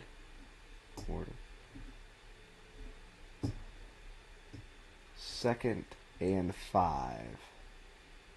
Shotgun again. Looking right, throws right on the out route, broken up. Looking for Nakua, no flag. That definitely should have been a flag, but no flag. Oh, I don't know. Should that have been a flag? I don't know. I guess he's good.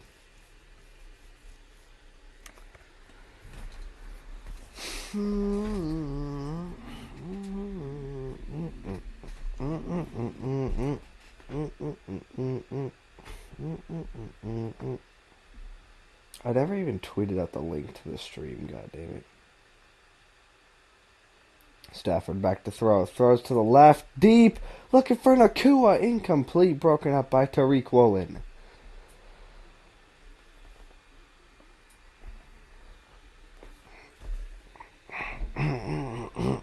Third and 5. Why did the Rams call a timeout? It was an incomplete pass, man.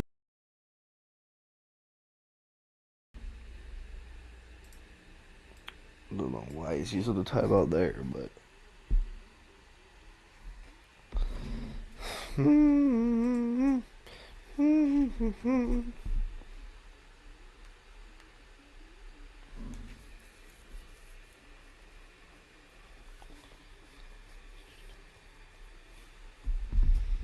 Wow.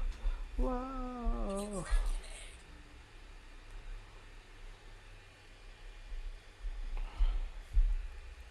Third and 5. Tight end motions. Stafford looks left, looks right. Chopping his feet, throws incomplete. Looking for his running back. And that's going to be a 4th down.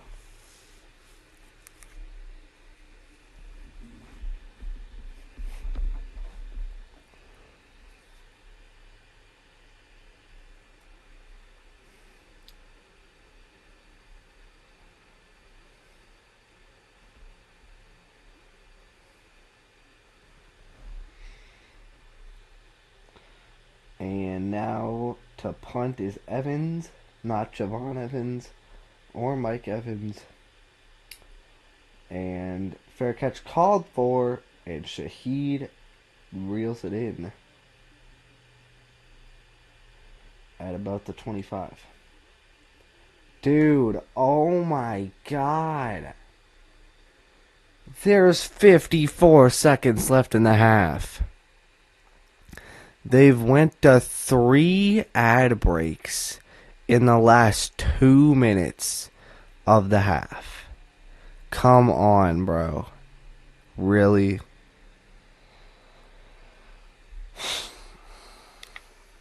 No way of getting around and has some demented loser of a son that's trying to get free shit for him on Facebook Marketplace. What is he gonna do? What major hell is there gonna be to pay? There's nothing getting paid. You're just asking for shit for free in the most pathetic way possible. That's the worst threat ever. I have no doubt in my mind this has never worked for him. Shocker, I don't believe he's actually got 20 people's names and Facebook accounts in some kind of dossier. What? About to That's send to his crazy. lawyer to sue. Or if he does, the lawyer's just going to be trying to hose him for money off of this absolute cringe. Like, this is just ridiculous.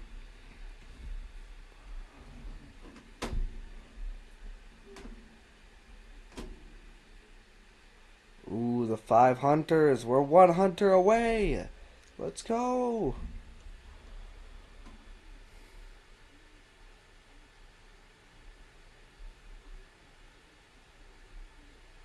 Oh, what's this?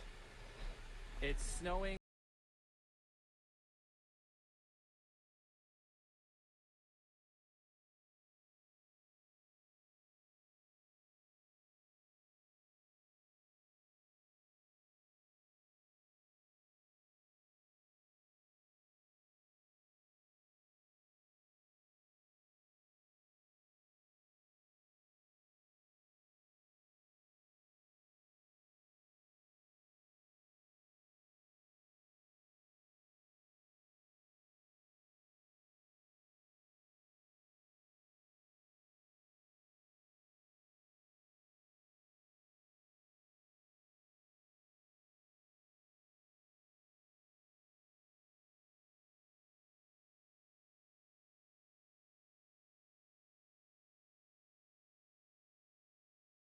For kiss. That's so nasty. God. That's cool and cute though. Why does she look like that? That's not being salty her. I'm not being mean. Just say. Well, he kind of already did this, so I'll say yeah.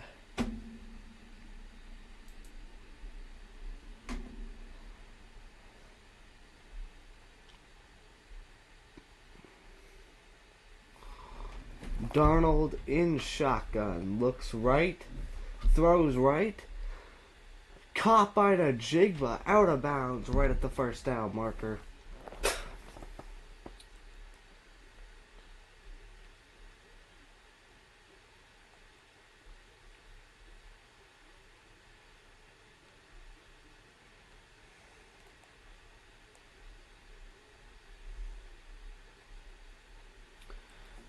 Shotgun again. 49 seconds left.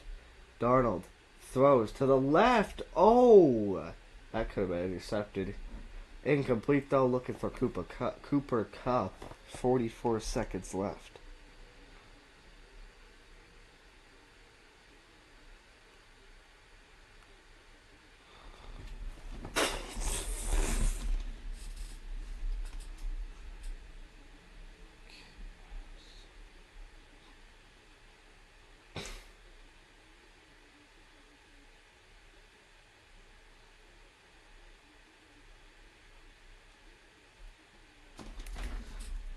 Shotgun again. Darnold looking to throw. Looks over the middle, looking left, throwing deep. Najigba caught and is lit up at the 22, but holds on. Oh my! What a catch! Gets knocked over midair. Wow! Huge play.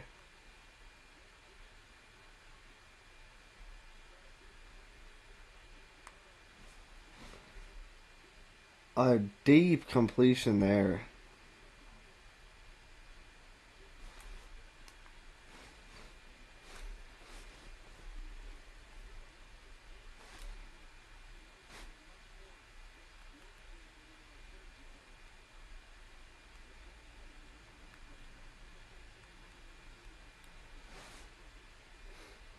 From the 22 now, in the shotgun, 37 seconds left. The Sea Chickens did call a timeout after that play. I will change that in just a second. Hopefully I remember. Throws to the right side, caught by the running back, makes a man miss, gets the first down and down to the 10. And 30 seconds left, and they will call another timeout, I believe.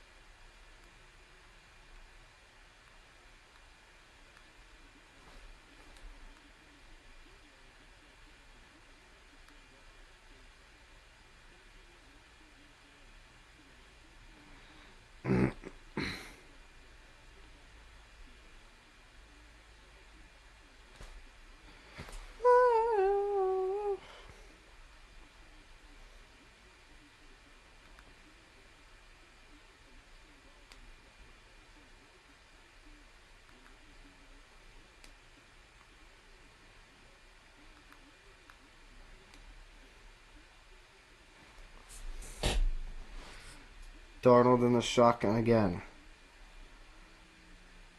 From the Rams' 9-yard line. Flag thrown as the ball snapped. False start.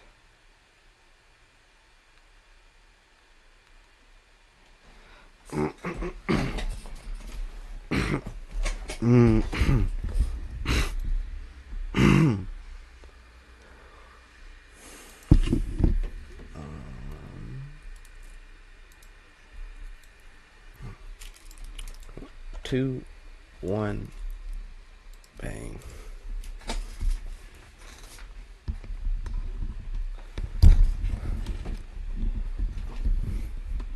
"30 seconds left still from the 14, the Rams 14.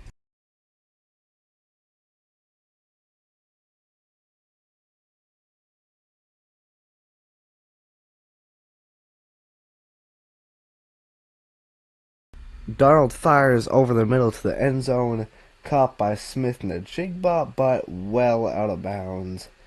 Threw it too high. Had to jump too high for it. It was way out of bounds.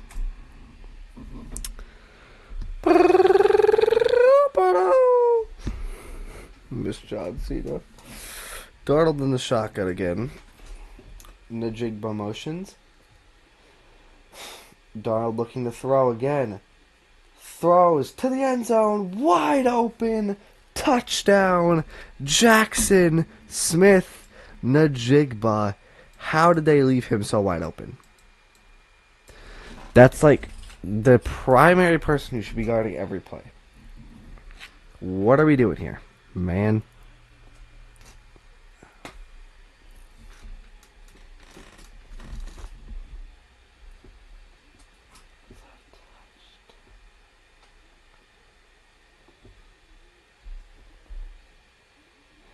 Jason Myers out for the extra point from the left hash. And it is good. 4-point game. Probably gonna be headed into halftime.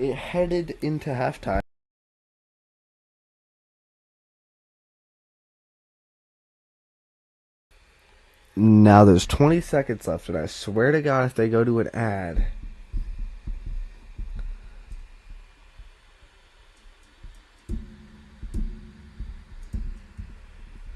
don't you fucking do it. There's 20 seconds left.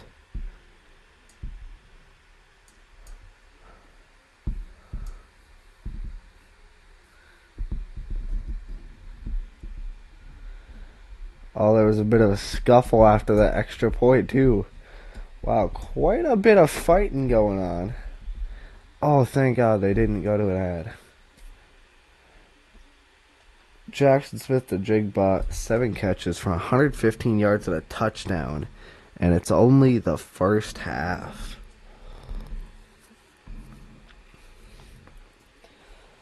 Myers out to kick it off now. And it is kicked away.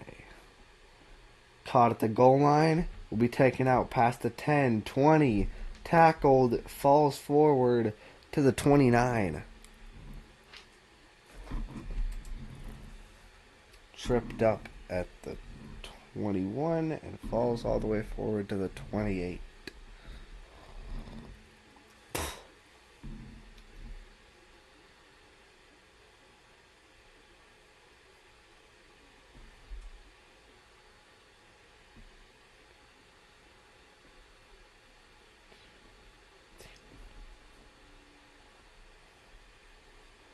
And they're not going to take a knee. Looking to throw. Darnold, not Darnold. Stafford over the middle. Caught by the tight end. Tackled at the 41. 8 seconds. Timeout called. Are they going to try a Hail Mary or like an 80-yard field goal? Do they trust their thick kicker to kick an 80-yard field goal? Mevis.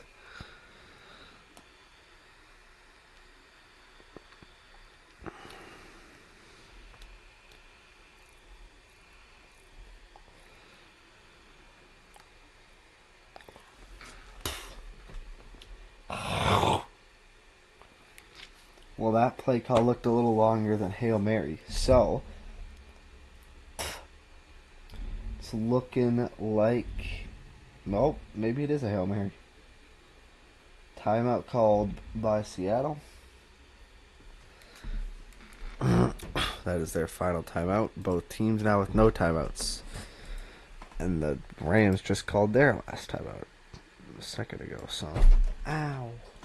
My hand, I hit it on the desk. What should we put on? YouTubers that became murderers.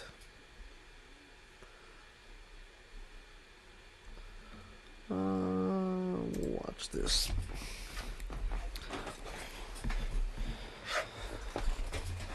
Oh. And the Sea Chickens will receive the second half kickoff. Listen up. You could qualify for up to $300,000. Bet I want $300,000.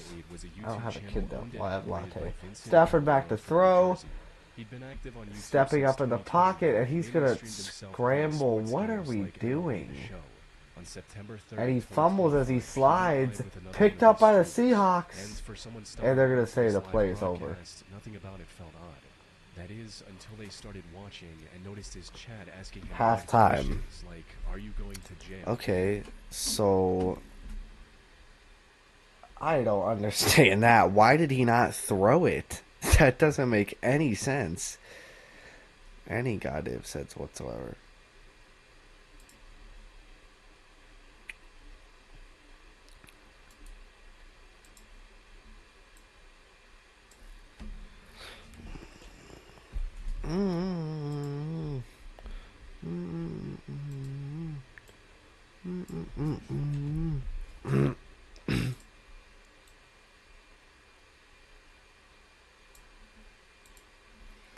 We'll play this. And how you gonna get paid in jail? What the hell? Things became even more strange when some of his viewers started The calling helly? him a killer over and over again. However, this label wasn't an exaggeration. As it turned out, Give me 1 Vincent was second. hosting this stream less than a day after allegedly ending the lives of 2 teenage girls in a neighboring town, and he didn't seem the least bit remorseful. The incident happened on September 29th, just before 5:30 p.m. 17-year-old Maria Neotis and Isabella Salas were riding e-bikes in a residential neighborhood in Cranford, New Jersey, when they were suddenly hit by a speeding car, seemingly out of nowhere. The crash was loud enough to get the attention of nearby residents. People rushed to help. Unfortunately, it was already too late. Describe what those calls to police sounded like moments after Maria Neotis and Isabella Salas were mowed down by a black SUV driven by another teenager. There's a girl on the road and there's a car. Oh my God, please hurry. So there's 2 females? By the time first responders arrived at the scene, both girls had already passed away. But what made the incident even more disturbing was just how shockingly violent it was. Later investigation revealed the car was going close to 70 miles per hour, or over 110 kilometers an hour, in a neighborhood with a speed limit of just 25 miles per hour, or roughly 40 kilometers per hour. The resulting collision sent the girls flying across the street, with one victim coming to rest approximately 100 feet from the impact site. According to eyewitness reports, the driver tried to drive away immediately after the incident, but the crash was so violent that the impact had lodged one of the e-bikes into the car, forcing the driver to ditch it and flee on foot. Fortunately, this allowed investigators to run the license plate and trace the car back to its driver, 17-year-old Vincent Badaloro. Vincent was called in for questioning. It's unclear what exactly he told the police, but since the investigators didn't have any solid evidence of his personal involvement, he was let go the same night. The investigators were also treating this as an accident by this point, so they had no ground to detain Vincent just yet.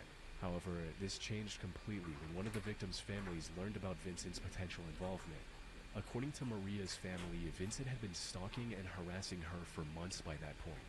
They went to the same school, and Vincent was reported to have tormented her during multiple different instances. The two had never gotten along.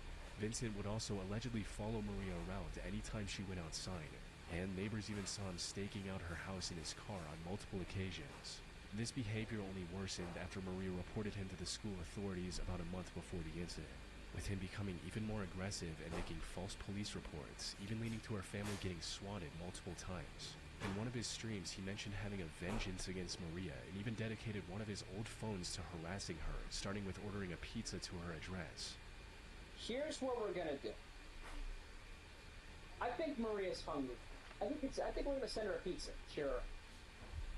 So, y'all know I have a vengeance. This guy's a creep. I'm gonna call a pizza to her house, and here's how I'm gonna do it.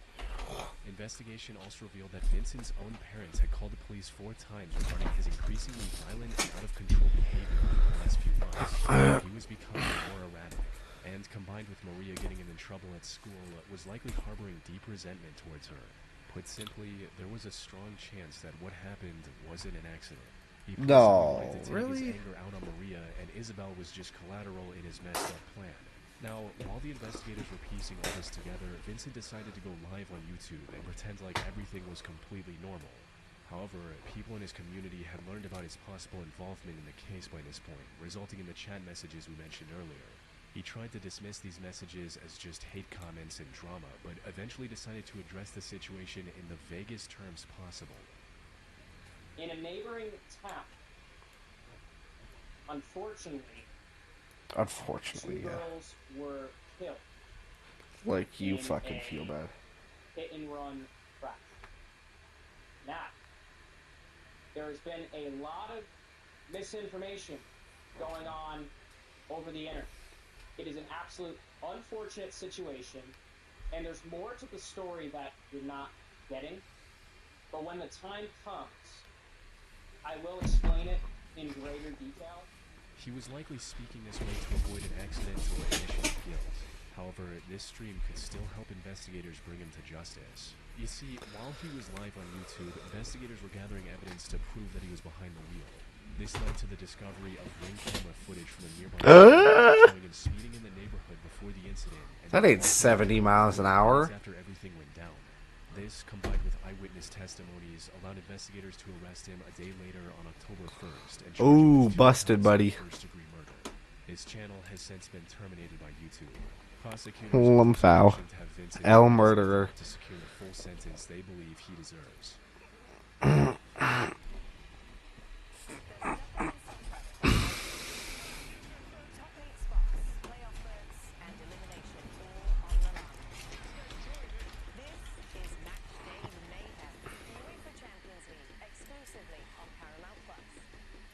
The path to a college degree is more affordable than you think. With No, it's Seahawks, not. you can take real college-level courses that are designed to transfer fully. I'm recording this because I want my daughter to know that I love you, Mackenzie Pascal. I'm so sorry that I've done this. I want you to know that you mean everything to me. This was the final I think he video committed suicide. Trent Pascal uploaded to YouTube on October 21st, 2020. His content up until that point was a mix of family vlogs, DIY tips, and RC toy reviews. Damn, he's famous. 357? Okay, bro. With his family. But the video he uploaded in October 2020 was different. It wasn't a wholesome vlog or toy review with his kids. Instead, this was a confession Trent posted to YouTube after committing a heartless crime, just so he could paint himself as the victim. The day started off rough, with Trent having a massive argument with his wife, Savannah. Details of what exactly caused this argument are unknown, but according to some reports, it had something to do with Trent's overprotective and envious personality. He was reportedly very insecure about the 18-year age gap between him and Savannah. He saw anyone even remotely close to her as a threat and tried to control every aspect of her life, which also led to many... Let's see. I think my girlfriend's sister took her phone. Let's see what... She sent me a video. Some eggs. And then there's my sister. Bye. Just show me eggs, like scrambled eggs, and then her sister, smoking hot sister.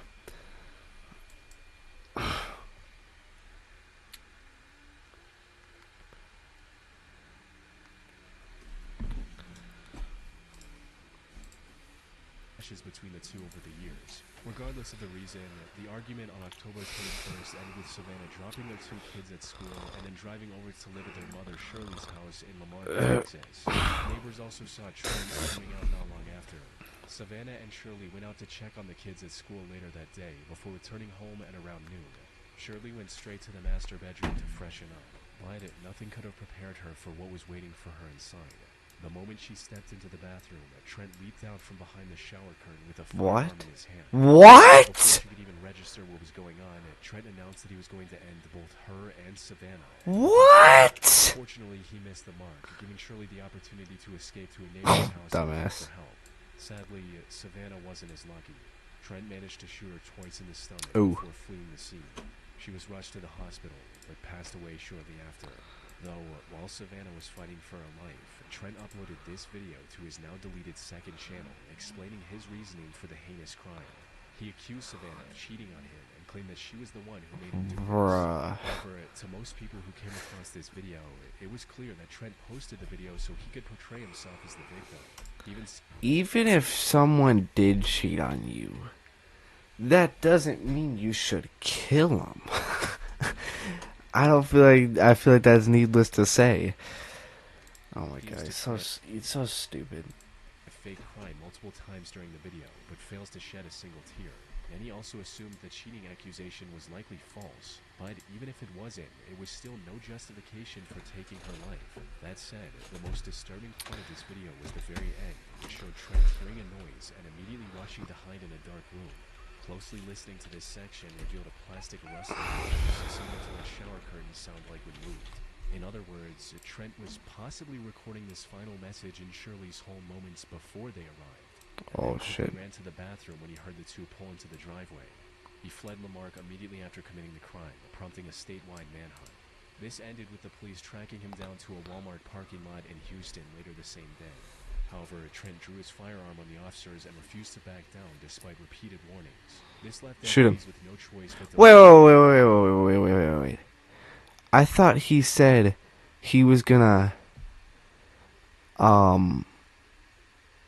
get rid of her and himself. what happened to the himself part? Fire hitting him several times across the abdomen. He was then taken to a hospital where he spent over a month recovering from his wounds. He was eventually booked into the Galveston County Jail on charges You of let him live? Oh my god. possession of a firearm.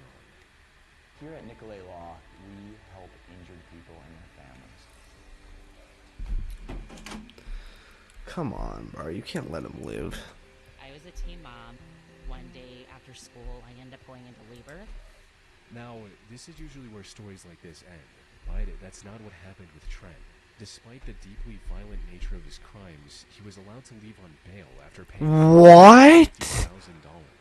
He was fitted with Oh a my GPS god. and wanted to stay at his mother's house until his conviction. Trent initially complied with these orders, but on April 13th, 2021, he removed his ankle monitor and stole Wow, who would have saw that coming? taking it on a test drive from a dealership and vanished Oh without trace. god. This triggered a massive multi-state manhunt. The police spent months looking for Trent, but he was still nowhere to be found. This also Yeah, left whose fault Savannah's is that? family in a constant state of fear, as Trent could show up at any time to cause further harm. The run finally ended nearly 9 months later in January 2022 when the U.S. Marshals received a tip that a man matching Trent's description was staying at a small RV park in Ocala, Florida. Officers rushed to the scene and surrounded a van where they believed he was hiding. But before they could break in and apprehend Trent, he decided to end everything on his own, robbing Savannah's family of seeing any justice through the legal system. So he finally did it, but like a year after he said he would. Oh, what a dumbass.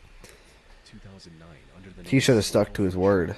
Most of his videos have since been deleted by YouTube for policy violations, but they were mainly about right-wing political commentary and rants about current events. Some of these videos also revolved around Lane trying to prove various conspiracy theories.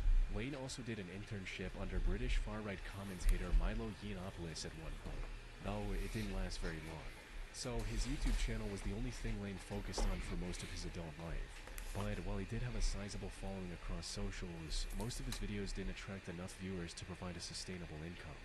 This forced Lane to live with his parents and rely on them for monetary needs, which apparently was a major source of tension in the relationship. His parents Yikes. also had differing political views from their son, leading to frequent arguments, especially with his father Charles.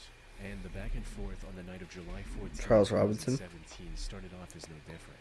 As the argument became more heated, his mother, Catherine, dialed 911 and calmly asked for assistance, stating, "He's not physically threatening us or anything. He just gets out of control and he's ranting about stuff from the internet. He's not working and he just gets on these rampages and he just needs to move on. He just lives on the internet and he gets really worked up about everything that's going on. He needs an intervention of Sounds like me. The I'm just dispatcher kidding. instructed Catherine and Charles to keep their distance until the police arrived. But she downplayed the threat, saying she'd seen many similar outbursts in the past and that he wouldn't turn violent. Unfortunately, she couldn't have been more wrong, because just a few minutes later, Catherine dialed 911 again, and this time in a far more frantic state, screaming phrases like, "He stabbed him," and repeating, "He's dead," over and over again. Officers were already on their way from the first call Catherine made and reached the house within minutes. Inside, they found Charles lying on the floor with his clothes covered in blood. Well. According to reports, Lane became even more aggressive after the first 911 call and stabbed his father multiple times with a Wow. kitchen knife. By the time police arrived, Charles had already passed away. Lane likely regretted his decision immediately, as officers saw him standing outside the front door with his hands in the air, waiting to be arrested. He later pleaded guilty to second-degree murder as part of a plea deal and was sentenced to 17 years in prison. His Bruh, YouTube that's channel it? now sits completely abandoned. Some bullshit. In many of these cases, the Alright, transition well, from we are content creator back to criminal is from the ad, or halftime.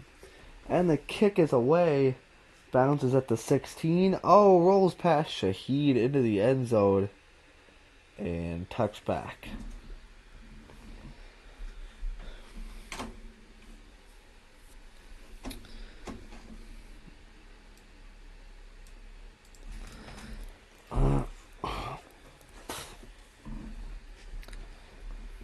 Six, seven.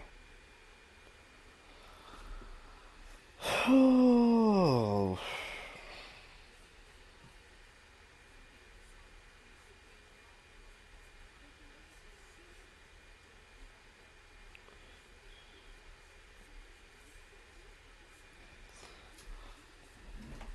Darnold hands it off to Walker, who gets a gain of 4 before being brought down.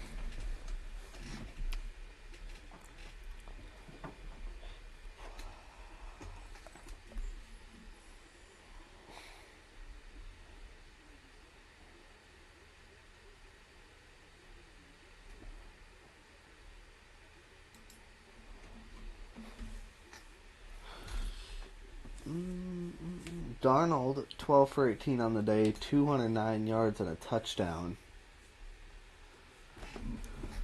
Tight end motions. Kenneth Walker motions to the left. Darnold looks left, looks middle, looks right, throws to the right, caught by Jackson Smith-Njigba, and that'll be a gain of about 12.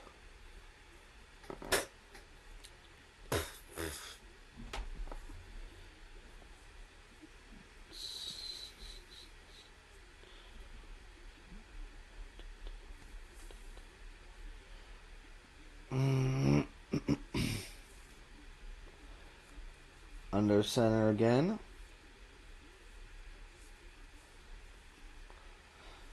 Darnold. Not again, but he's under center. Tight end motions, fake pitch, rolls out to the right under pressure, and throws it away just before he is sacked.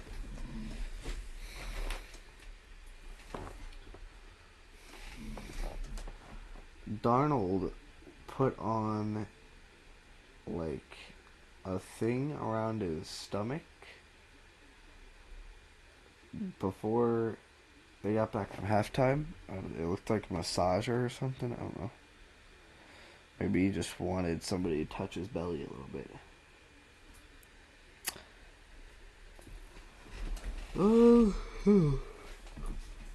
Darnold hands it off to Walker to the right side, and just a wall of Rams defenders there. Loss of 1, flag on the play.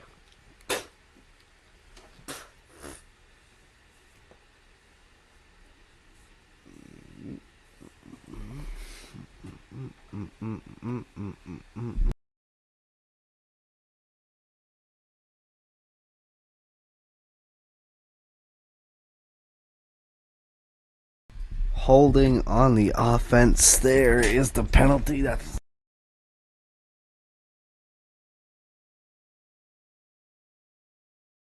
holding on the offense there. That is the penalty. That is the flag. There is the flag.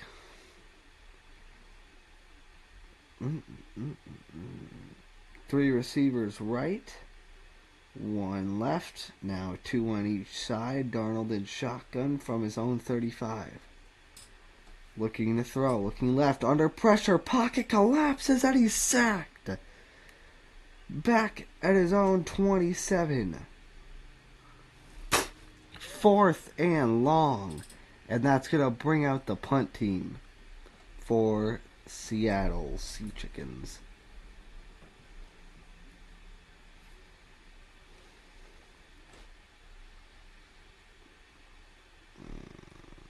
Yeah, nothing there. Dixon the punter.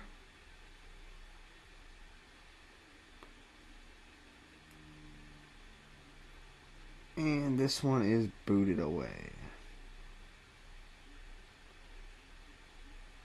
Oh, stumbles, and he muffed it! And the Sea Chickens recover! He muffed the punt! And the Sea Chickens are going to take over in the red zone! Oh, man! Falls back as he catches it and drops it. Oh, that's bad. Dude.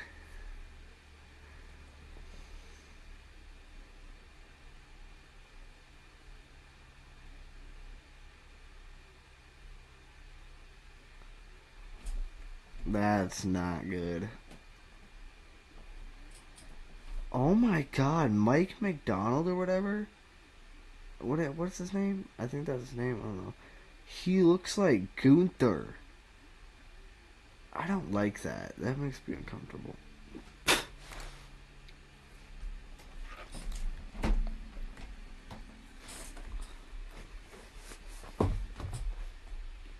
Darnold looks right to throw. Throws over the middle to the end zone. Caught! Touchdown! Jake Bobo!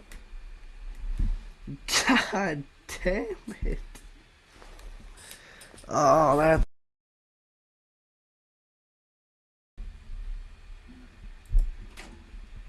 that is unfortunate.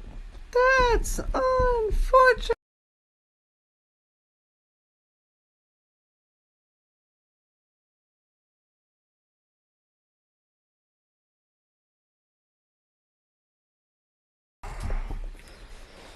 God dang it, man. Jason Myers out for the extra point to make it an 11-point game.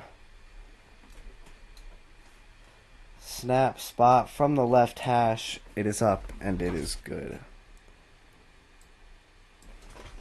24-13, 11-point game. Marked by a clear, calculated decision.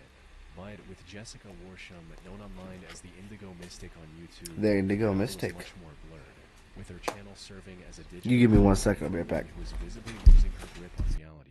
Jessica started her channel in 2013 to post occasional videos on whatever topics grabbed her interest that day. Her content was relatively harmless, with nothing too attention-grabbing, at least at first. As her personal life began to fracture, the tone shifted dramatically. It started with her getting divorced from her husband.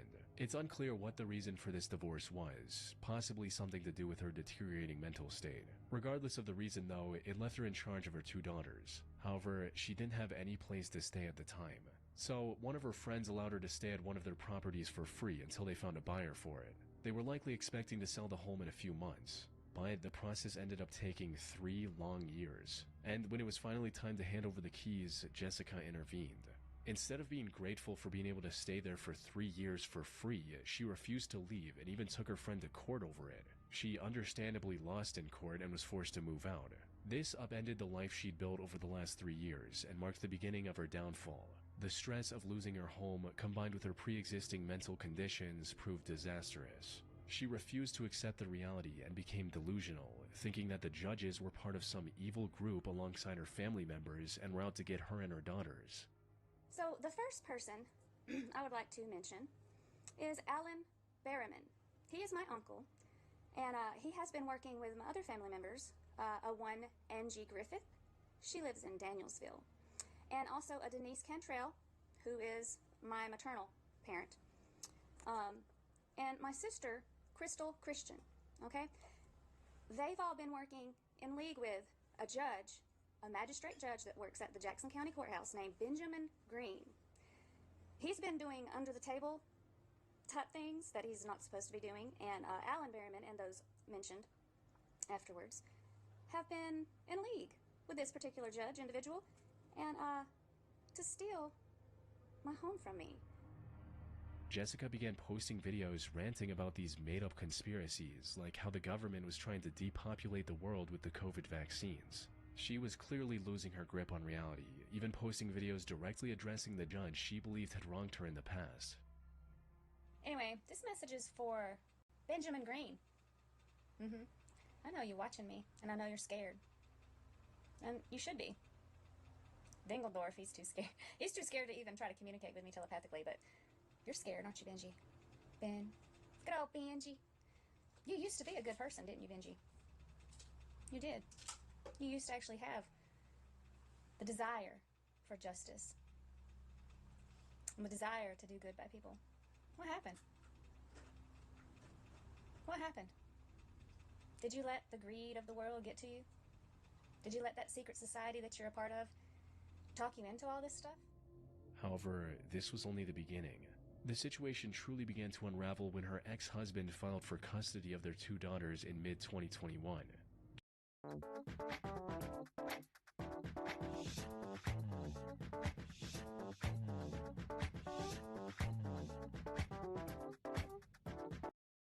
Pluto TV has a universe of free content.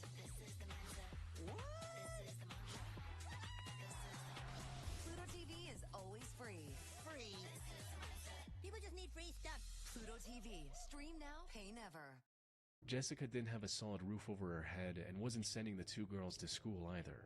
Her behavior online was also becoming more and more erratic with each passing day. In addition to her rambling about topics that made little sense, she also posted videos waving around the firearm she had, threatening anyone who wanted to get in her way. Put simply, she was becoming dangerous to her own children.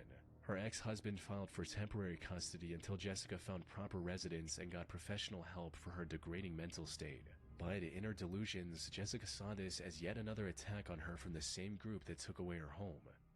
Today is a rather unfortunate day, to be honest with you. I'm actually going to court today against some people that are trying to take my children from me. The same people that took my home from me. the Jackson County court system. She still could have had a chance to stay with her daughters, but on the day of the hearing, she refused to enter the courthouse, further highlighting her unstable mental state to the judge. The custody was awarded to her ex-husband until Jessica was deemed capable of resuming responsibility.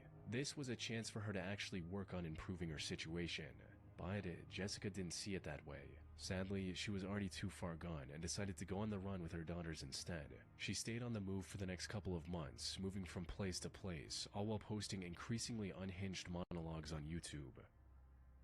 Mine, mine, mine, mine, mine, mine, mine, mine, mine, mine, mine. They're my babies. And I love them above anything else. I love them like I love God. And I'll do anything, including lay my life down for them. And I know that's what you wish for.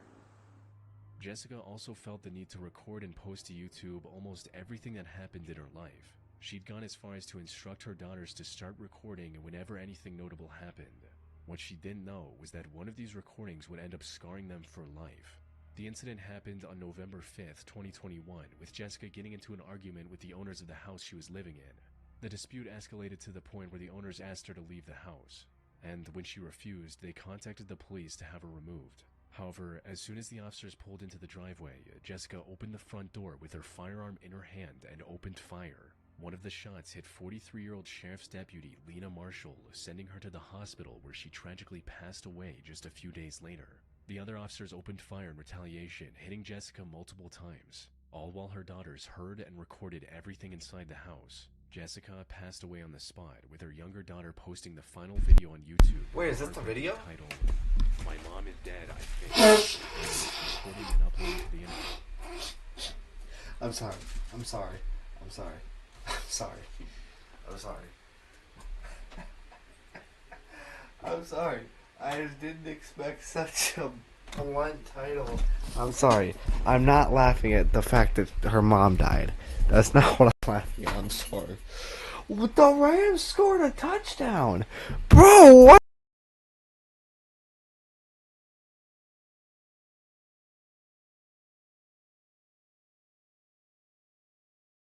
What did I miss, bro?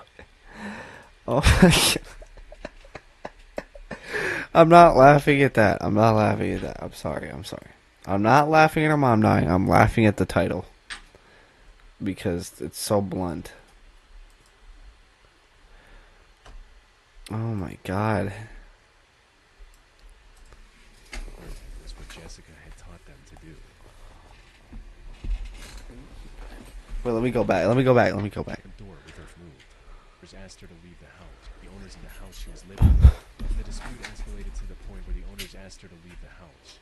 And when she refused, they contacted the police to have her removed. However, as soon as the officers pulled into the driveway, Jessica opened the front door with her firearm in her hand and opened fire.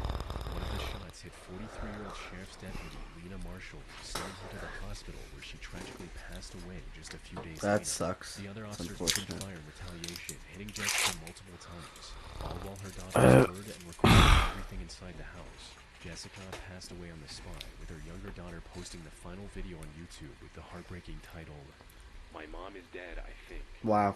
As recording and uploading to the internet was what Jessica had taught them to do.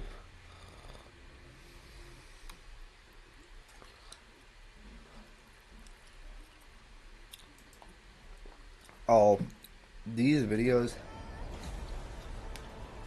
man. Let's watch it. Mark was a college student living in Indiana. His house was quiet and sat next to some woods.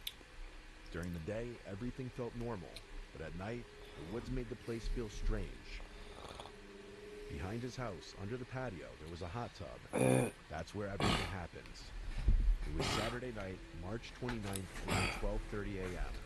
Spring break was ending and school was starting again soon. Mark had his 3 close friends over, Kyle, Keenan, and Derek. They were spending one last night hanging out. They were in the garage, playing pool, blasting music, and drinking. Everyone was laughing and having fun. It felt like a good night. After a while, Kyle said they should go in the hot tub. It was cold outside, so the warm water sounded even better. That looks like a Everyone vibe. agreed. They got changed into swim trunks, grabbed their drinks, and went into the hot tub. The warm water felt good as they talked, made jokes, and didn't pay attention to the time. 4 plays, 75 yards, 2:21 off the clock on that drive. Kickers away to Shaheed, and he'll take a knee in the end zone.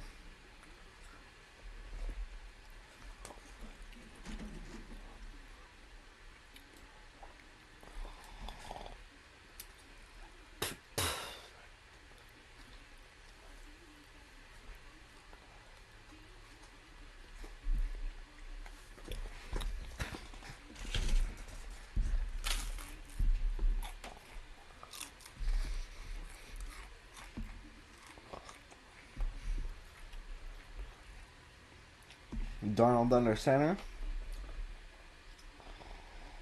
Bobo motions. Handoff to the right side. Gain of 3.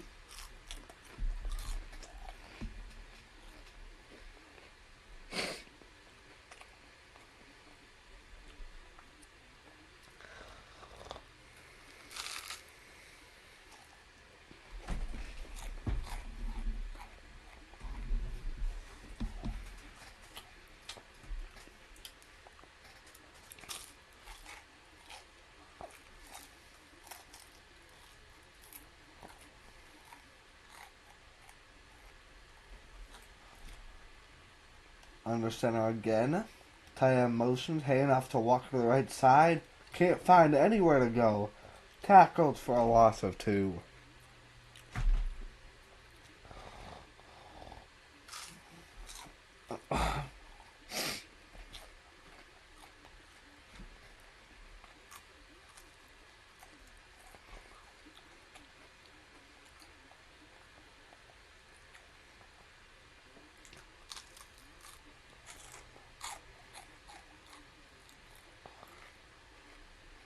Shotgun formation, 3rd and 9 from their own 36. Darnold throws to the left. Caught by Cup. Spins around a man. Gets the first down. Gain of 12.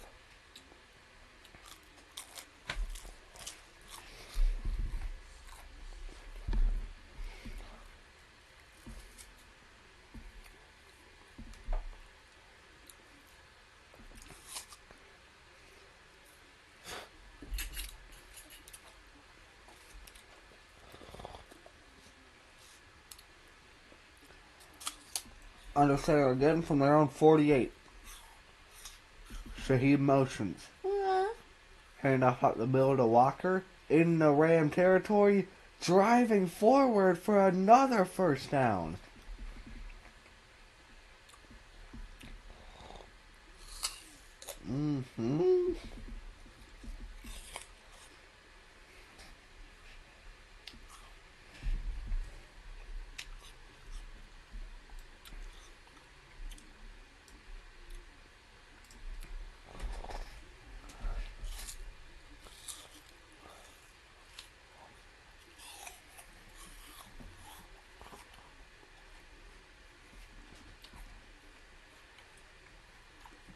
From the Rams 41, Darnold alone in shotgun, looking to throw.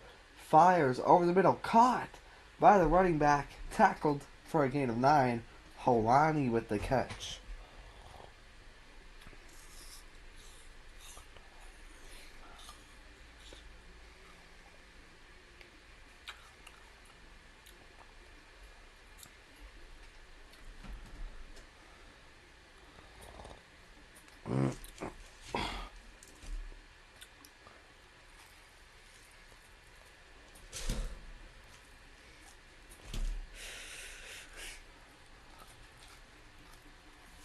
Shotgun formation from Donald, throws to the left, caught by Najigba, makes a man miss, tackled at the 20.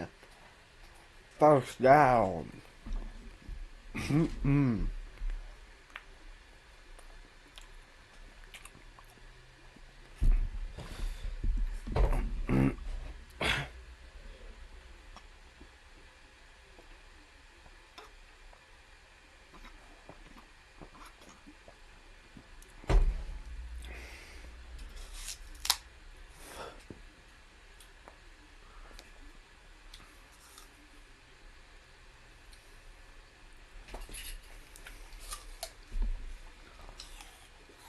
Play action, Darnold rolls out to the left.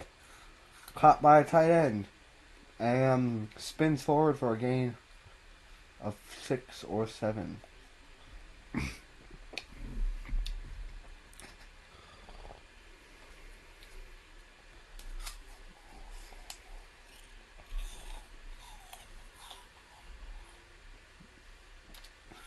.504 left in the third quarter. Donald under center. Screen pass to Bobo. Misses the throw. Too far out in front. It's going to be incomplete on a 3rd and 3 in the red zone.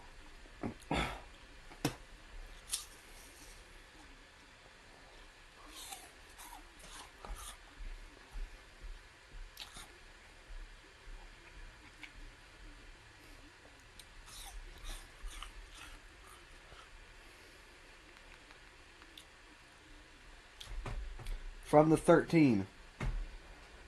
The Rams 13. Walker motions. Darnold in shotgun. 2 seconds left. 2 seconds left on the play clock. Darnold looking to throw to the right side. Caught. Cup. Touchdown. And the Sea Chickens with back-to-back scoring drives. Wow.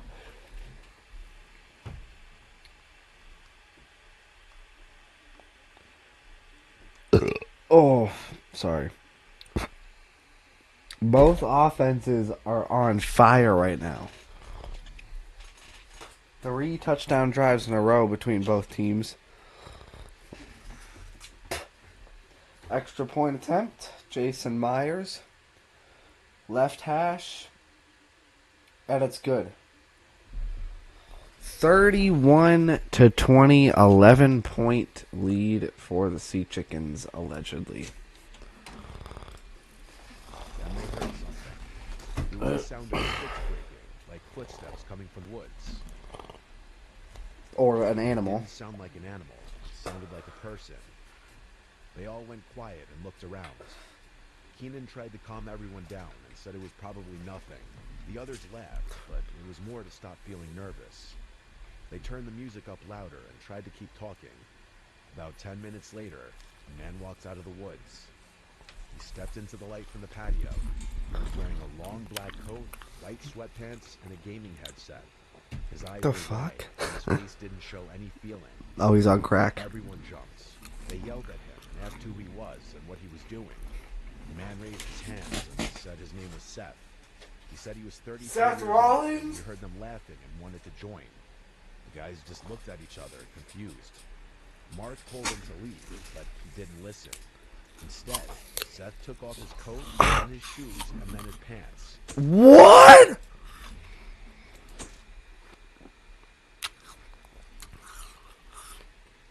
What the fuck? He was now in only his underwear. Then he got into the hot tub. No one knew what to say. What kind of freak? Recording, not for fun, but because the whole thing felt unreal. This was the footage he captured.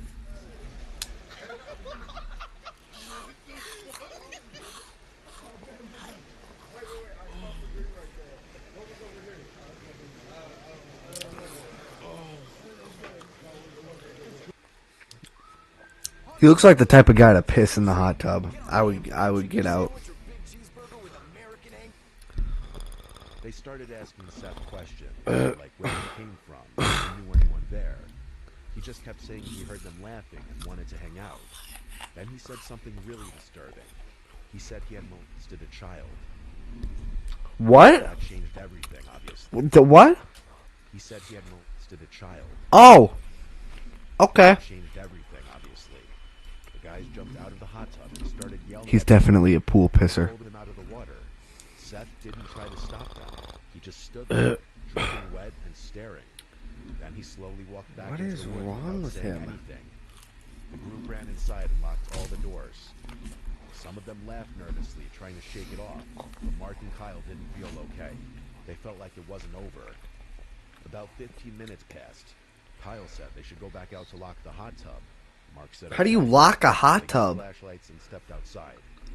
That's when Mark saw something next to the hot tub. It was a phone. He picked it up and saw the screen light up. Whatever was on the lock screen made him drop the phone. He didn't The child? know what it was, but it scared him. He said he thought Seth would come back, so they ran inside and told the others. Everyone tried to stay calm.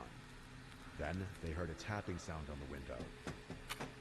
Mark already knew. We don't need the sound effects, bro. He opened the curtain, and wouldn't you know it, Seth was Why standing would right you there. open it? His face was pale, his eyes were wide open, and he had a creepy smile.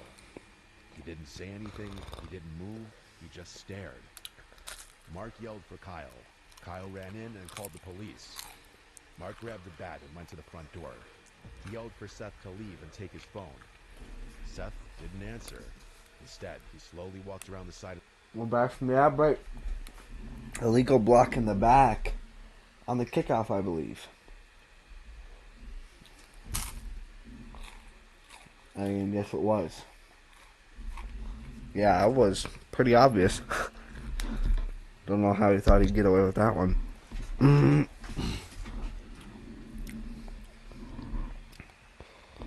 There's a 1st and 10 from their own 13. Play action. Stafford throws deep. Wide open. Davante Adams past the 30.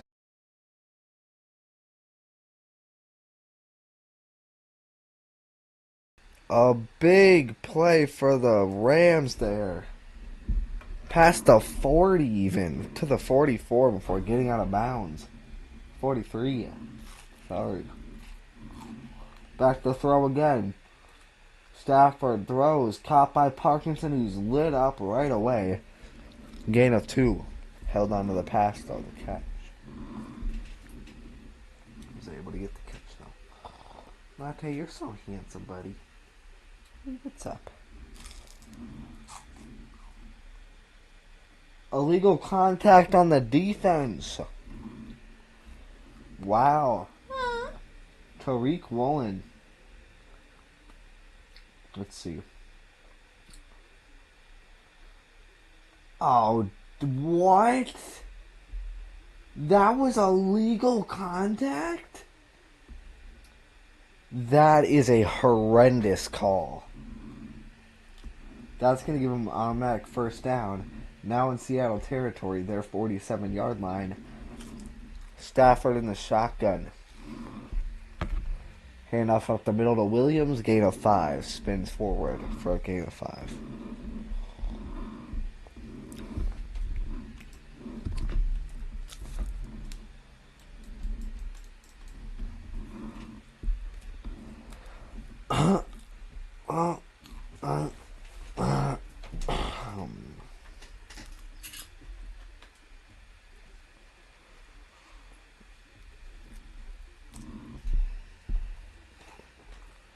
Play action. Stafford. Pump fakes. Dumps it off to Williams, who's hit right away, but breaks the tackle. No, can't escape. Gain of 2. Flag on the play.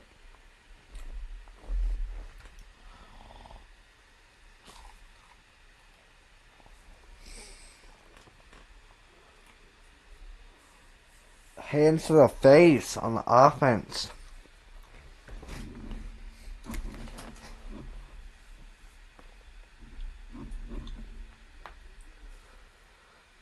Yeah, that's definitely a penalty.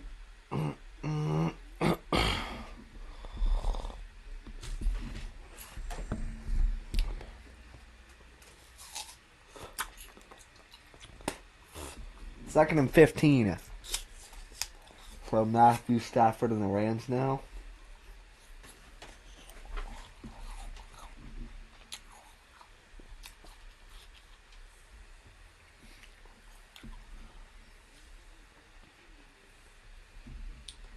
Enough up the middle to Williams, gain of 3, and it's 3rd and long. Hi, buddy. Boop, boop.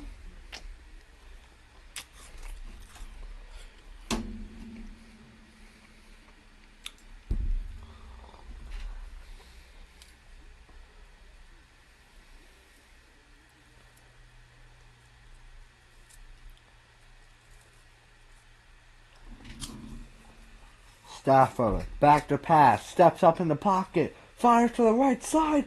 Oh! Nearly intercepted by Tariq Woolen, but incomplete.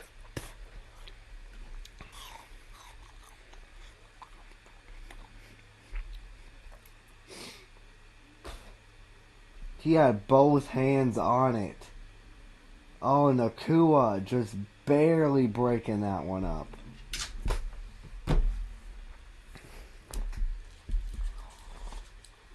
Fourth and 12.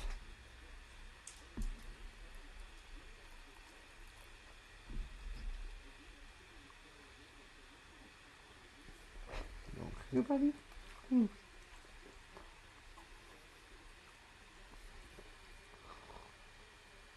Unsportsmanlike contact on Tariq Woolen. What did he do?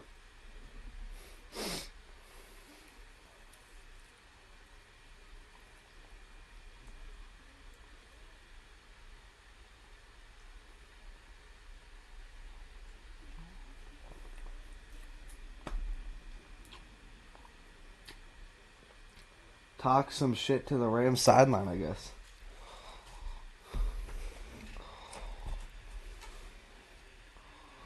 That's costly. That was going to be a 4th and 12, but now they have a first down.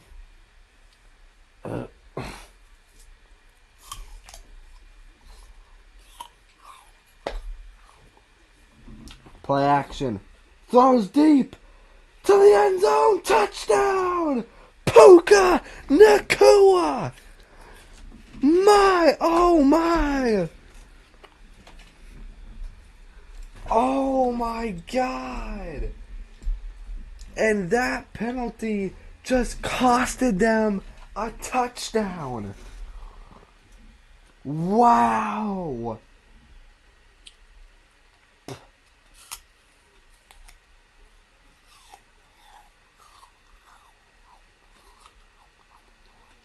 It was Tariq Woolen in coverage 2, just got burned.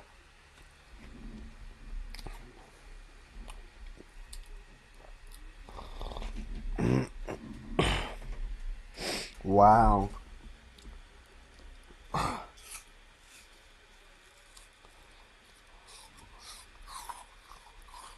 Wow.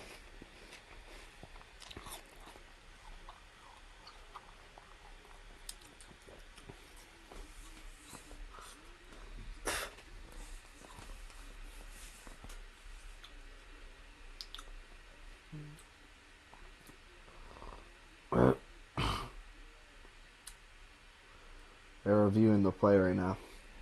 Making sure he completed the process of a catch. Gotta go to an ad, of course. To the house. Mark followed a little bit and looked through the patio window. Seth was standing there again, staring inside. Mark told him the cops were coming and Gun. Oh my God, he pisses me off so much. that he needed to leave, but Seth didn't move. He just slowly raised his hand and waved once. Then he turned and walked back into the woods. The police arrived a few minutes later. The guys told them everything. The officer searched the woods and found Seth standing alone, What? looking toward the house. That's They weird. arrested him for trespassing, and everyone thought it was over. But Mark didn't feel that way. A few days later, he saw a post on Snapchat from a girl who lived nearby.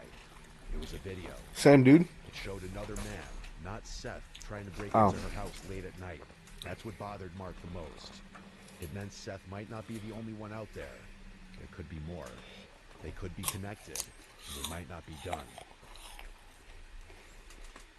That's it. A few years ago, 3 high school friends named Beck, Matthew, and Tyler decided to explore a sewer tunnel in their neighborhood. It was winter and very cold outside. The tunnel was at the edge of their neighborhood, under a small creek next to some office buildings. These buildings were empty and dark at night. The boys had seen the tunnel before, but never went inside of it. It always looked creepy, and they joked about it, but deep down they were curious. That night, they finally decided to go in. They choose to go in there, that's their problem. Thinking it would help if someone asked what they were doing. They knew they weren't allowed to be there, but they wanted to do something exciting. Just as they pulled into the parking lot, a police car showed up. A police officer got out and asked what they were doing there. Someone had apparently seen them on a security camera. Tyler quickly said that they were just going sledding. The officer looked at them for a moment, then told them to leave. So they left, but only for a little while. After driving around for about 30 minutes, they came back. This time, they parked farther away, behind a building where no one could see them. They walked down a hill behind the buildings.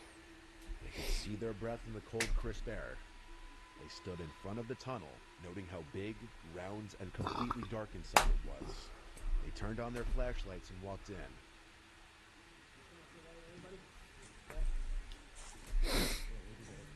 Idiots.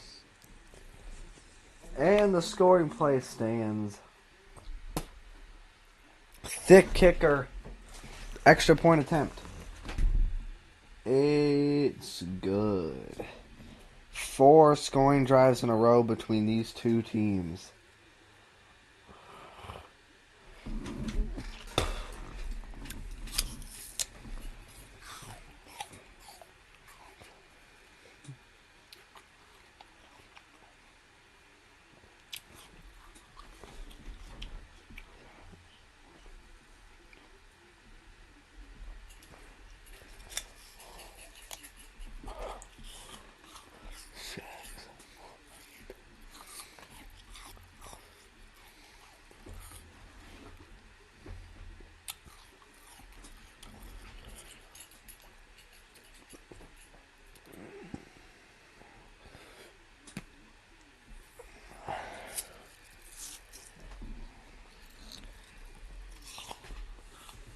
Five plays, 87 yards, 246 off the clock on that drive. Oops. Caught inside the 10. Shaheed gets up to the 27 before he's brought down.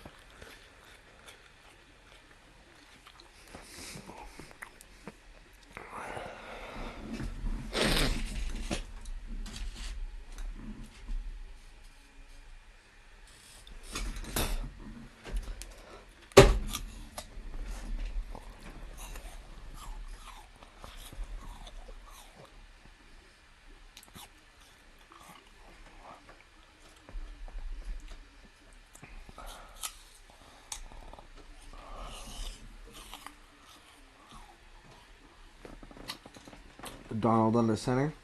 Jet sweep to Shaheed. Makes a man miss and steps out of bounds for no gain.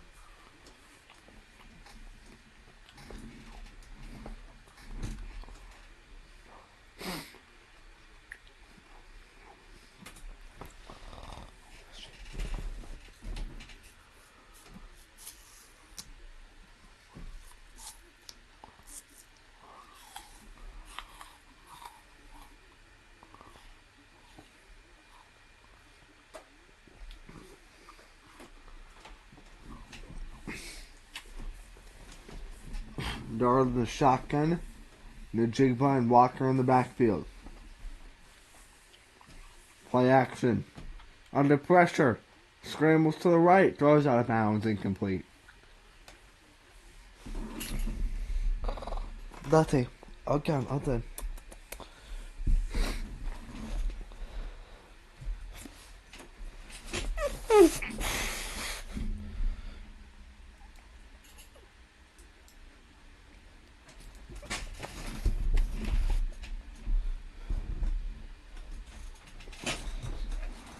go potty, buddy.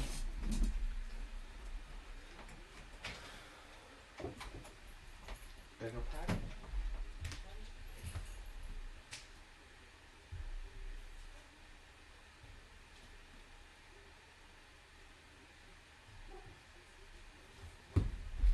Third and 10. And I believe a throw to Walker.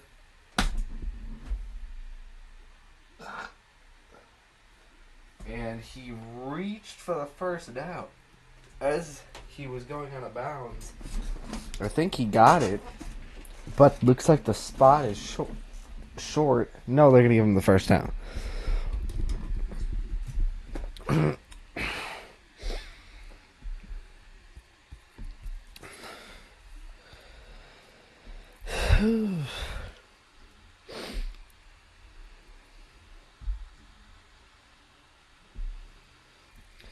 Darnold looks to throw. Under pressure. Rolls out to the right. Caught by the running back who stumbles forward. And gets about 6 or 5. 5.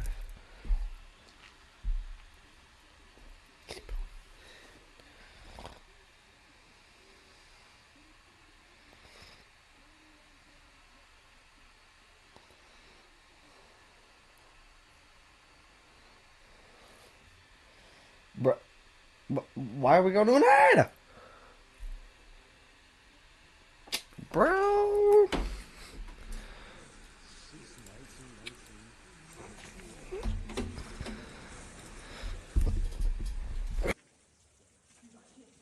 Dude, how did we even find it? Oh my god. Why would you go in there, bro? Inside the tunnel, the ground was dry. It was quiet, except for the sound of water dripping deeper in. The walls had graffiti all over them. Most of it looked old, but one thing caught their eye. A date was spray painted in large red numbers. 6/19/19. The paint looked newer than the rest, like it was done recently. That made them feel uneasy. Their flashlights weren't very strong and didn't People shine do very graffiti far. in tunnels. Still, they kept walking and acting tough, but deep down they were nervous. The farther they went, the colder it got. The temperature was dropping fast. Even though they were underground, they could still see their breath. The walls looked like they had ice on them. Big icicles hung down from the ceiling. I see 0 icicles.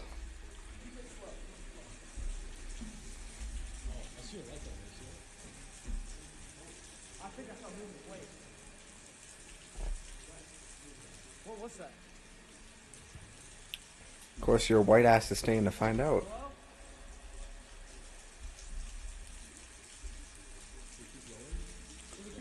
Oh yeah, keep going.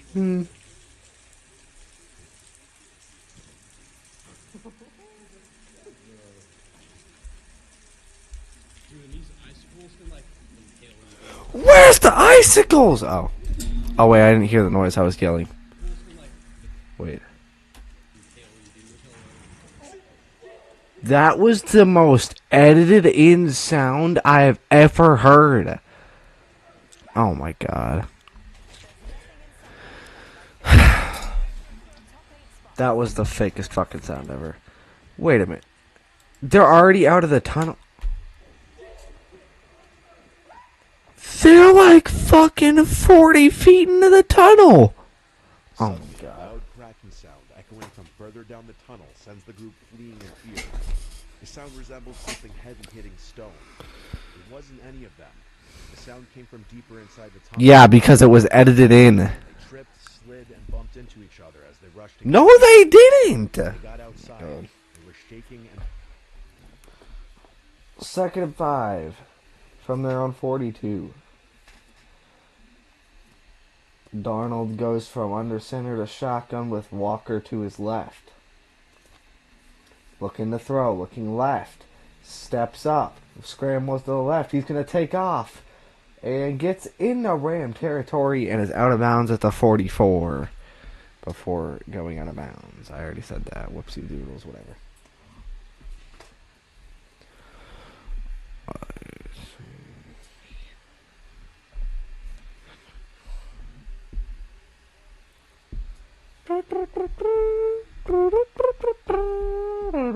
Oh,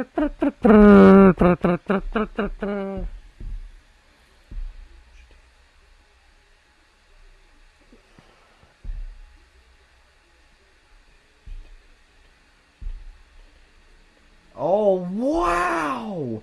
Play action! And Darnold is destroyed before he can even turn around. And that's going to be a big loss on the cornerback blitz.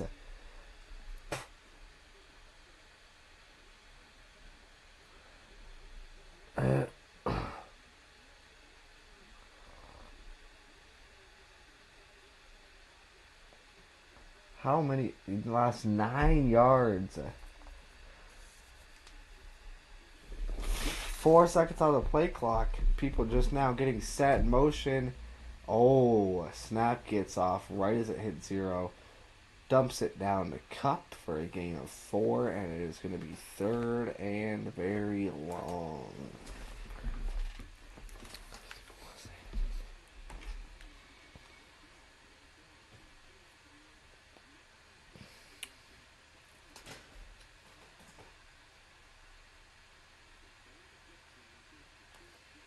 Come on.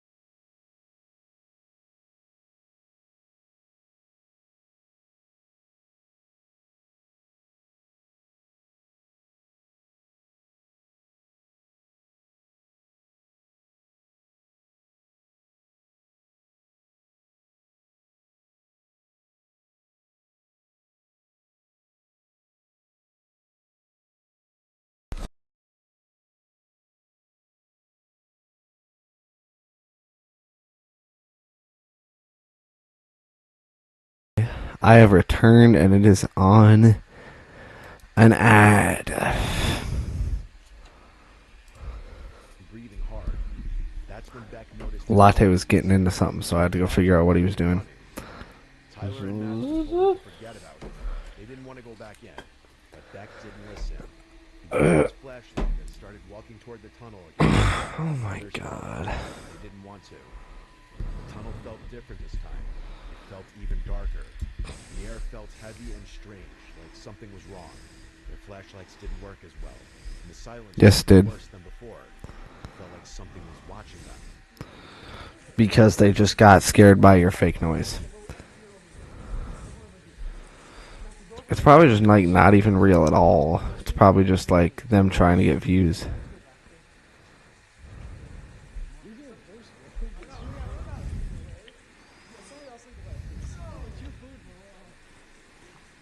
At some point off camera, Beck found his phone. Afterwards, the group continued deeper into the tunnel investigating. Isn't that convenient? That's when they heard sounds.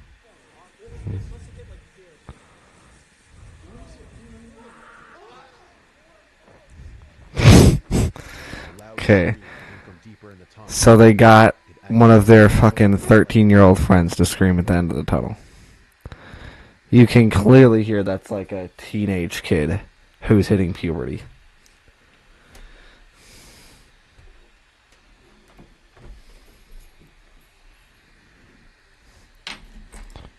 What the fuck, man?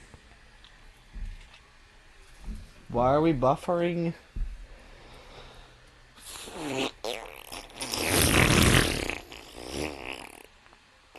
All the Rams got the ball on their own 10-yard line. They got the ball on their own 10-yard line. They didn't wait.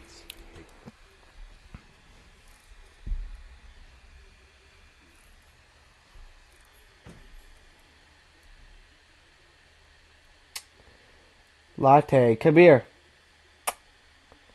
Latte. Hand off to Corum. He's going to get near the first down. Latte, come here.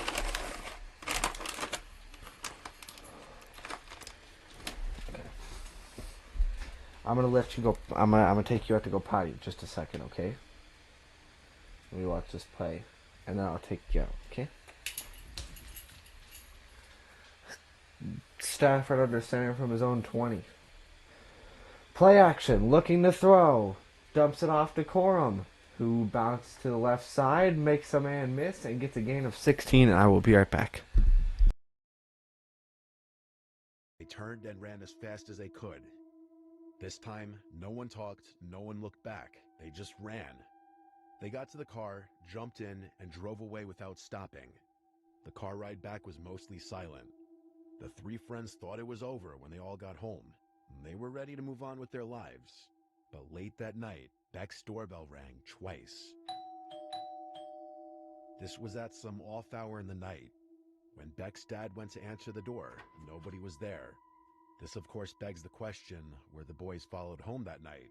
Or was it simply a very unfortunately timed ding-dong ditch? That remains a mystery. The night left more questions than answers for the three friends. But they all heard the noises, and of course got it on video. Perhaps it was something they weren't meant to stumble upon.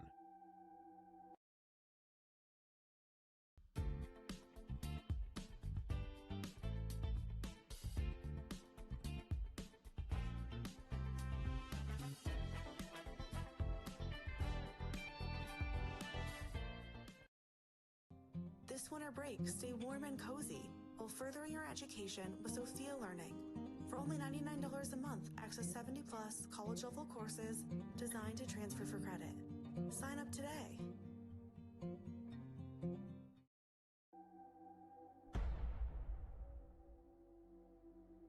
In April of 2022, a man named Connor took a construction job far from home as part of a 3-month accommodation program. The pay was decent, and he needed every dollar. He wasn't in the best place financially, and the bonus of working alongside his longtime friend Jim made the opportunity more appealing. They figured it would be a nice change of pace. Extra cash, time away from home,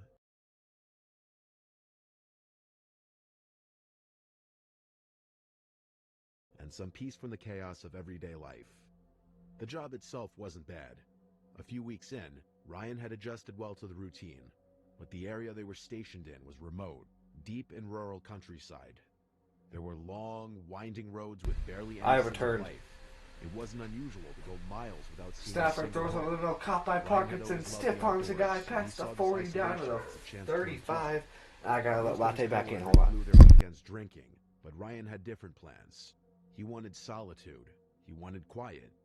So when Friday rolled around, he packed his gear and prepared for a weekend of hiking and camping deep within the woods. A narrow trailhead just 5 minutes from his temporary accommodation became his entry point. Within 20 minutes, he was deep in the forest. The only sound was the wind and the crunch of his boots. He smoked a couple joints as he made his way further in, letting the stress just melt away. The isolation was comforting for him. Well, at first. Around 7 p.m., the sun began to sink behind the treetops. Shadows stretched long across the trail. Ryan knew it was time to find a place to settle. That's when he noticed something unusual. There was a scent in the air, burning firewood, and a light layer of smoke drifted between the trees. At first, it seemed normal. Maybe another camper, maybe a local. But then, he caught something just barely in the corner of his vision. The faint orange glow of fire flickering through the trees. Curious and confident, Ryan left the trail and headed towards the source. He wasn't scared. He'd trained in combat sports during his teens and stayed in good shape. Still, something about this felt off to him. As he moved closer, he began to see strange metallic glints. Shopping carts, dozens of them. They were tied to trees with rope hanging from the branches. Some mangled and suspended in bizarre positions, like a twisted jungle gym. Are these like real photos or not? It didn't look like 3rd and 1 for Stafford and the Rams from the Sea Chickens 26. Under center, play action, looks to throw, over the middle, caught Parkinson, he dropped it! Oh my God! He dropped it! Oh my God! He had to make one guy miss, and he had a touchdown. And he dropped it. It was in both of his hands. Oh my God. Come on, man. Oh my God. Come on, man. 4th and 1. They're going to go for it. Stafford looks to throw. Steps up. And falls forward, breaking the sack for a first down.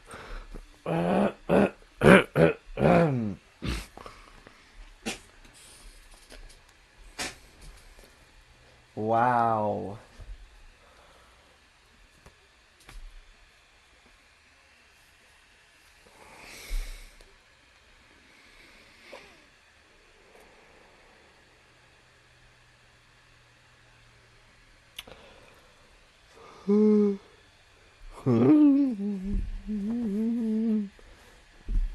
And we are now halfway through this 4th quarter. Handoff up the middle to Corum, and he loses a yard. Flag on the play.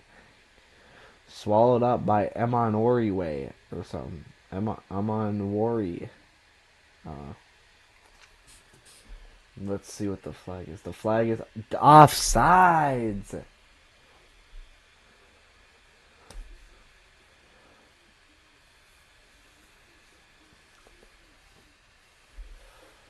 By T. Knight.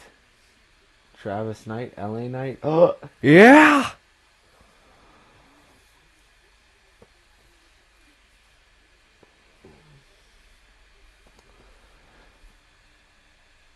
It was by 53, not 48.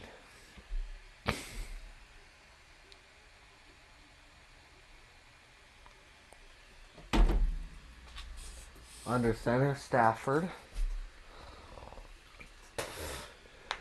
Man motions, play action, fake screen, takes off, no, dumps it to Nakua, who gets the first down and is pushed out of bounds at the 12. Just shoveling it to Nakua.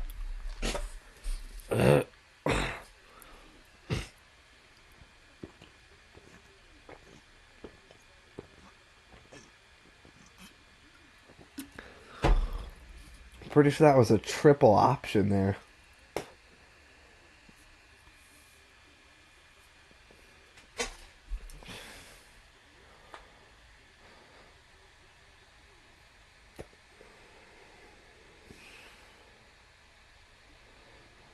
Pass over the middle, caught by Nakua, gain of 5.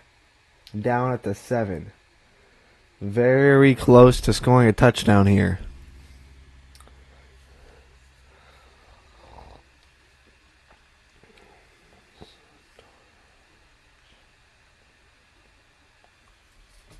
And Jackson Smith-Njigba is just sitting on the sideline, chewing on his gloves like a little fucking kid, dude. Oh my god. He was just literally staring at the ground, chewing on his clothes. Stafford under center, two guys in the backfield. Receiver motions, handoff up the middle, and is tackled right at the line of scrimmage. Kyron Williams, the one with the carry, the one who carried it. It is 3rd down and 4 yards to go.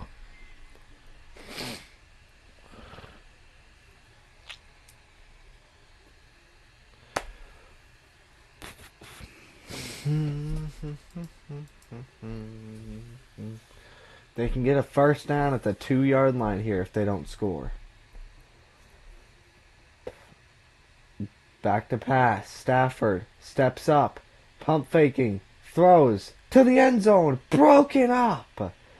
Witherspoon all over that one. Devon Witherspoon. Whatever his name is.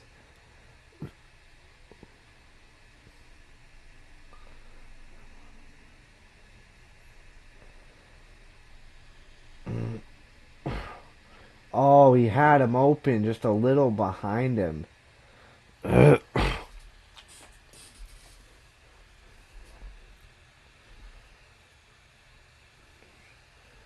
In the shotgun again. 4th and 4. Fires to the end zone. Broken up. Witherspoon with the incompletion. And the score will remain the same. Man, that should have been intercepted. And Ferguson barely broke it up. Wow. Campsite. It's like a ritual site. Like something meant to be seen. What, are they fucking summoning the target demon? Like, what do you mean, bro? Prove this to his friends someday because no one would believe it otherwise. Then, something The Satan of shopping carts? hung directly above the fire was a charred, old-fashioned duck ornament. Sitting in the duck's back was a scorched baby doll. The thing was melted, its limbs warped from heat. Ryan took a photo of that too. That's mildly disturbing. The more disturbed he felt. His chest began to tighten. The fire was roaring, clearly tended to recently. There were water bottles scattered around. Someone had been there, or currently was there, maybe still watching. He thought about turning around, thought about heading straight back to the trailhead, but something made him keep walking. He tried to convince himself Yeah, his dumbass brain. some weird loner, maybe drunk, probably harmless. Still, he checked over his shoulder more than once. 20 minutes Shouldn't even fucking be in there, bro. real distance between himself and that eerie camp, but daylight was fading fast, and he needed firewood before it got too dark. He veered off the trail again, this time to gather supplies. He wasn't worried. He had emergency wood in his pack. Not enough to last the entire night. He needed more. After about an hour of preparation, Ryan had set up his tent and built a small fire. Yes, girl boss. He prepped a steak and potato meal in foil and nestled it in the glowing embers. He smoked another joint to dull the anxiety, and for a while, everything seemed okay again. With his meal finished and the fire crackling, Ryan settled in for the night. He turned on a pre-downloaded playlist of true crime podcasts, listening to cold case files as the forest around him darkened. There was no signal out there, no distractions, just firelight and static-filled voices recounting unsolved murders. At some point, he drifted off to sleep, but it didn't last. He woke up suddenly. The air inside his tent felt colder. The fire outside had dimmed. And it was Hero Brian! 4 a.m. Sorry. He didn't know what had woken him up until he heard it. Whistling.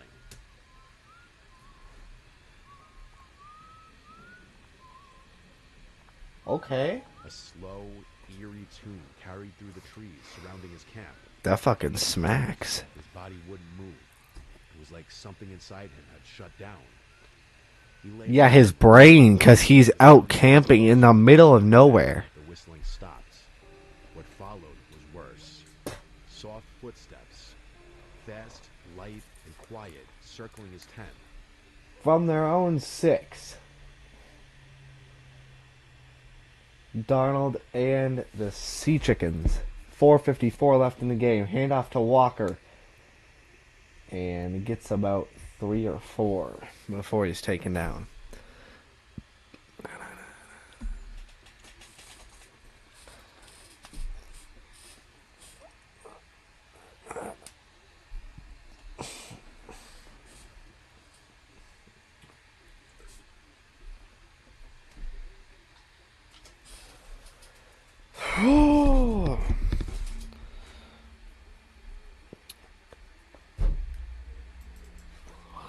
Darnold steps up in the pocket, throws to the left side, caught by Walker, who breaks a tackle, gets past another, breaks a third, and gets up to the 25.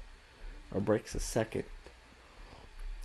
Darnold 22 for 32, 310 yards, and 3 touchdowns on the day.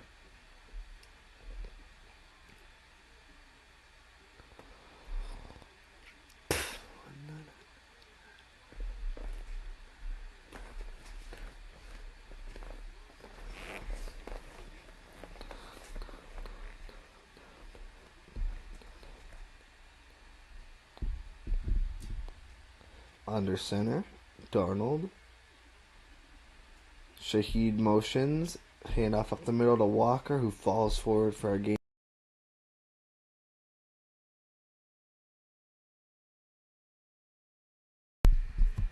Who falls forward for a gain of 2, being hit by Jared Verse.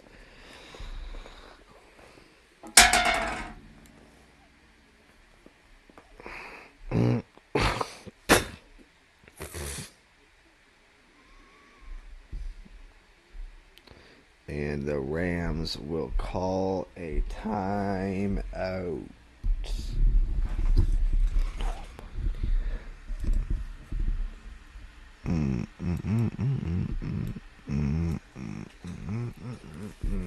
This game's coming down to the wire.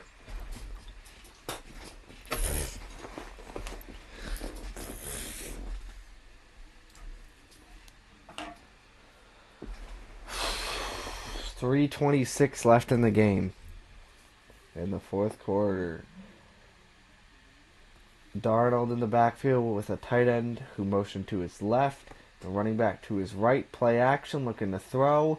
Throws to the right side deep and out of bounds. Incomplete.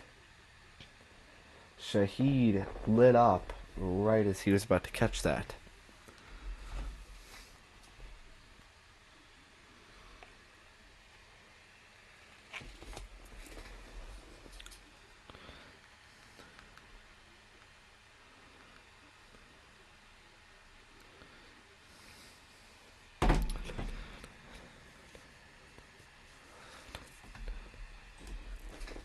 And now in the shotgun all alone on 3rd and 8 from his own 27.5 yard line. Close to the 28, and timeout called by Seattle as the play clock expires.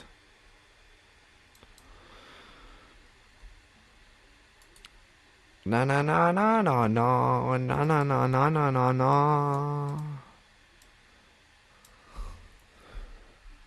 Dos,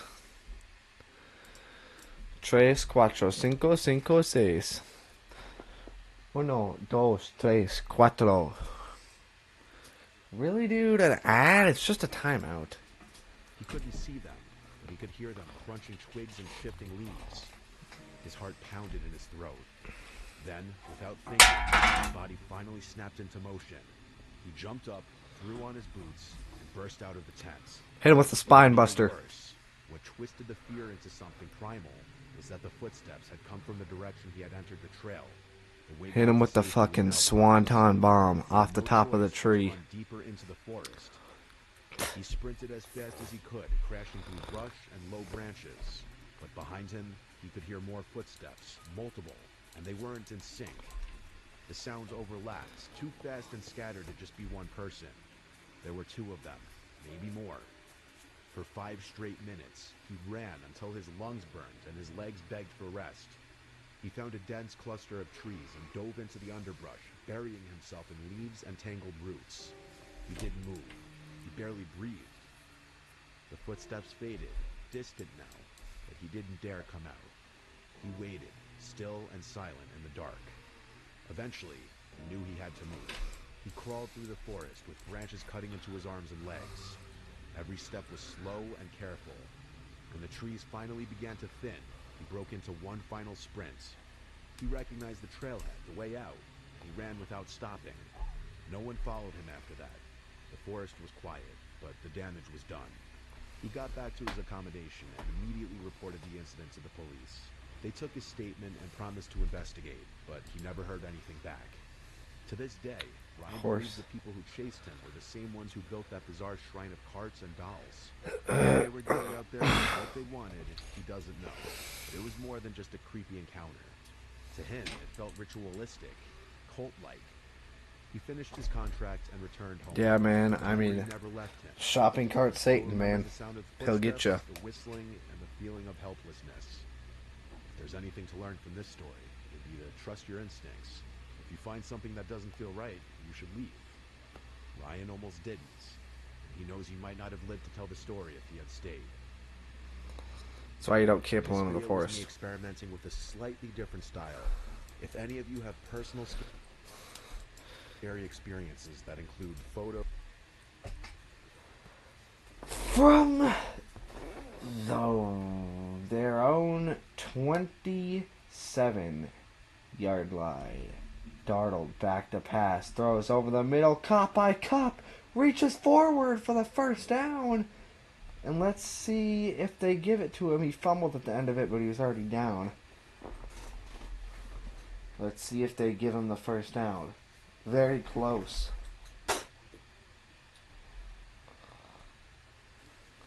And they will give him the first down.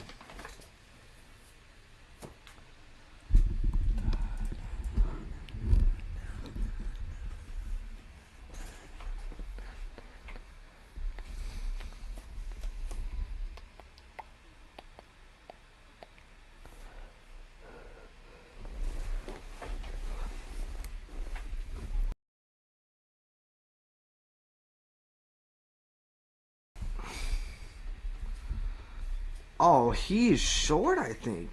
He might be short. I would... Ooh, I don't know, man. I would challenge that. Sean McVay is holding the challenge flag. Putting it back in his pocket.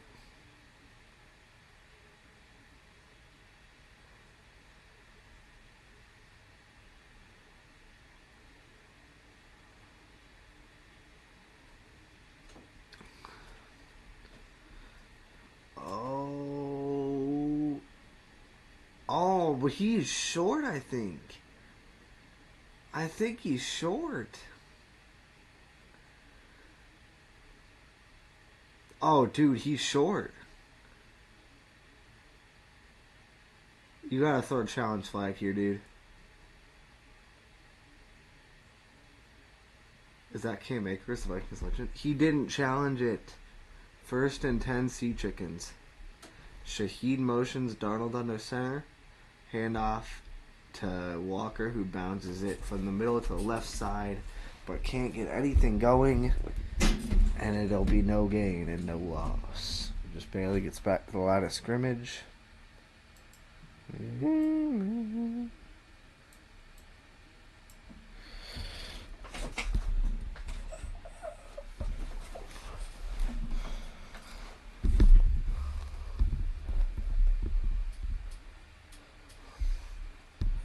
And the Rams have just used their final time out.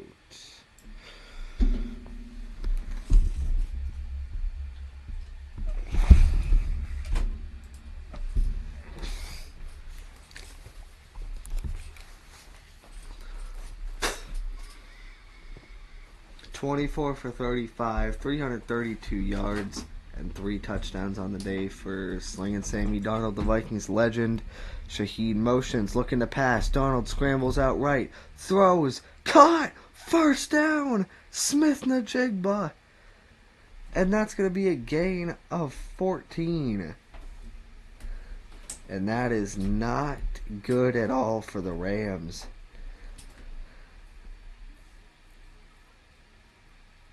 I think if they get one more first down, it's game over.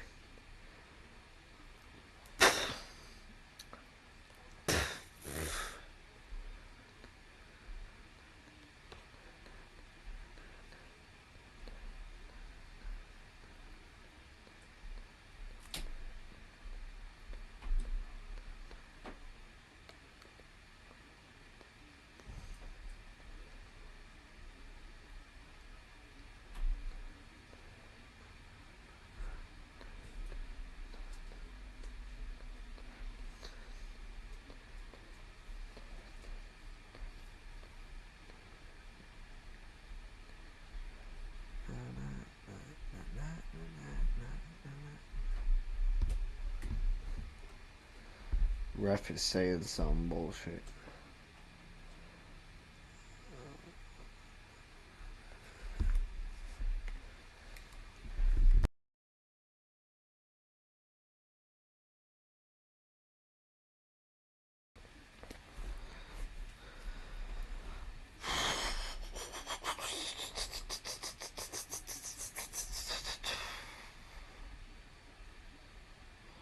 Darnold under center.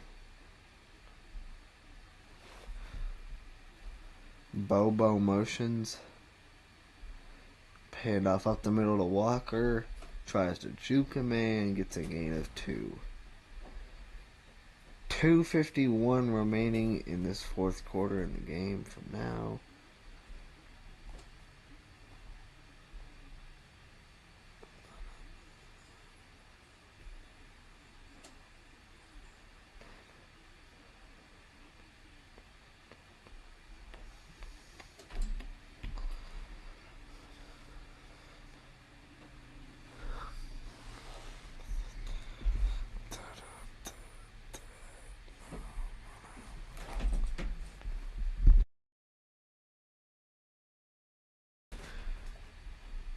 Play action. Darnold throws. Overthrows Najigba too far out in front.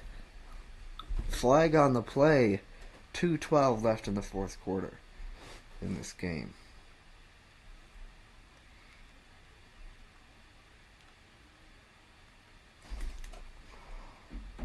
Holding on the defense. Dude, you're fucking yourselves in the ass here. Oh my god.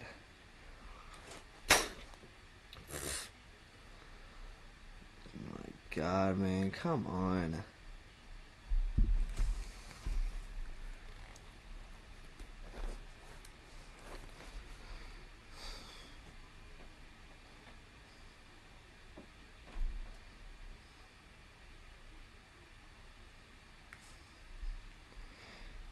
Well, now, if the Sea Chickens get one more first down, it is game over.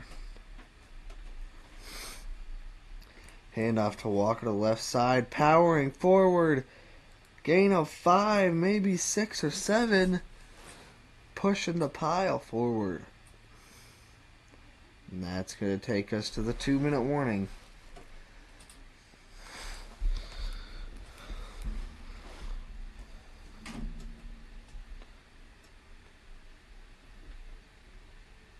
Man, really don't want the Sea Chickens to win. Submit them, email them to me, and I'll try to make this style of video a new series. Also, if you haven't already, click the bell icon and turn on all notifications because apparently only 15% of you have done so, and that would really help out the channel.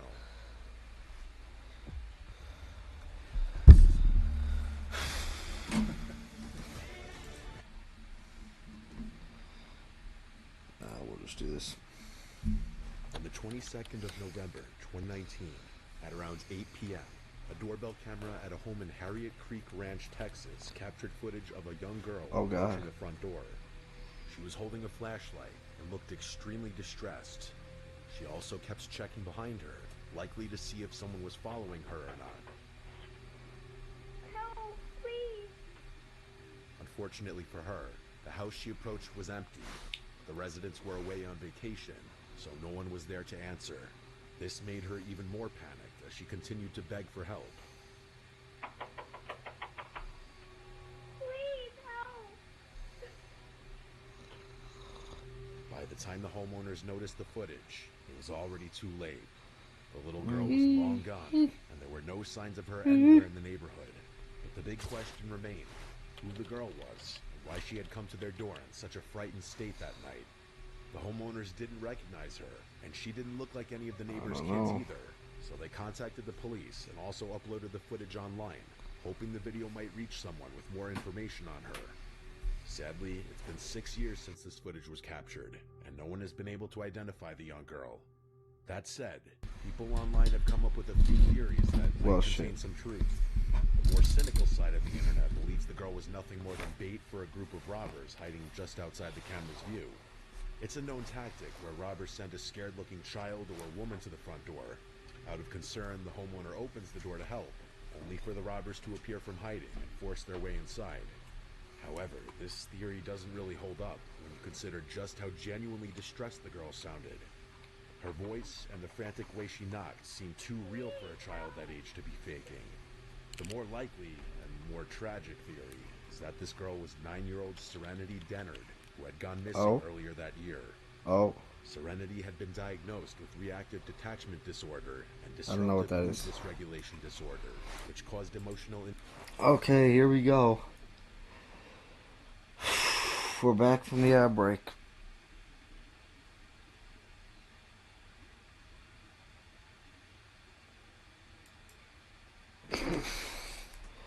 Jumbo package, 2nd and 4. Handoff up the middle to Walker. Swallowed up. Loss of 3. So it's 1:48 and ticking left in this fourth quarter in the game. So it's going to come down to a 3rd and 7. First down here wins the game undoubtedly. And they can't get a first down. The Rams will have a chance.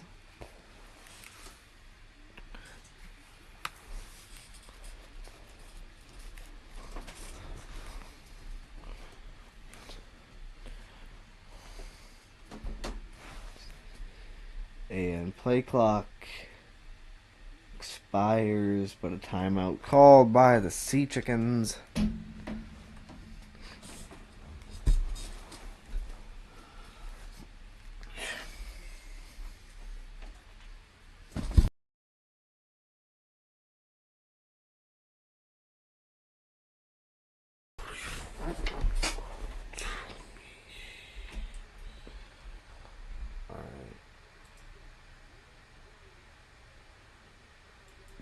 Down to 1 timeout. A Super Bowl berth could potentially come down to this play for the Sea Chickens. Darnold in shotgun. Walker to his left. 2 tight ends set. 2 receivers. Najigma motions. Play action. And he's sacked! Braden Fisk with a sack, swallowing that play up immediately. And they might even be out of field goal range now.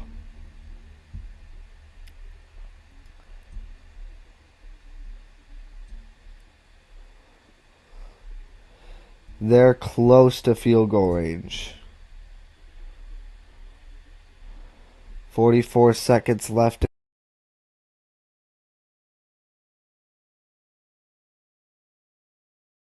And they're going to punt it. Snap it with 1 second. And that looks like it's going to go out of bounds. Fair catch called for at the 12. And the Rams are going to have 25 seconds to get into the end zone, starting at their own 12. That doesn't seem very likely. The winner of this will go to Super Bowl 60 to face the Patriots. No timeouts. 25 seconds left, starting on their own 12. Stafford in the shotgun. Looks to throw. Fires. Over the middle. Caught by Nakua. 19 seconds left. You gotta spike it here. You gotta spike it. 15, 14, 13, 12, 11, and they spike it with 10 seconds left.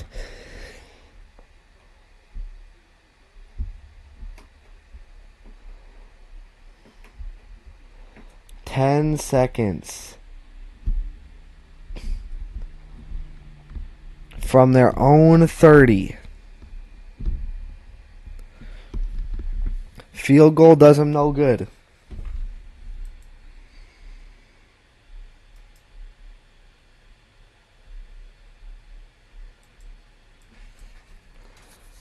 And timeout called by the Sea Chickens, calling their third and final timeout here.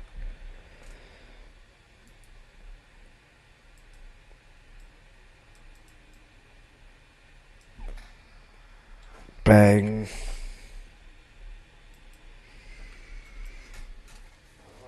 Second and 10.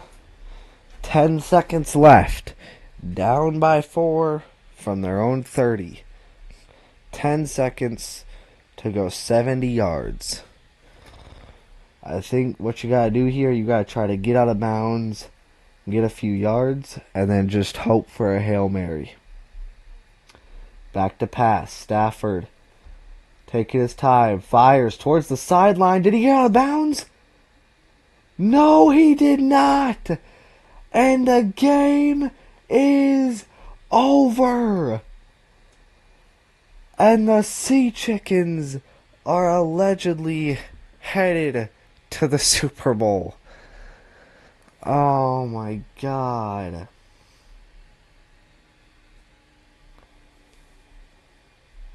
Man. Caught by Nakua. And he's inbounds. Yeah. No doubt about it. He's in bounds. Stafford should have just waited a little bit longer to throw that ball. Man. That's the final score. 31-27. Man. That's really unfortunate. I don't like the Sea Chickens whatsoever. I hate them so much. Okay, well, that's going to be it for the stream. Thank you so much for watching. For the very, very few people who did watch. And I will see you guys in the next video. Thank you so much for watching. Like and subscribe if you want. And goodbye. Get out of here.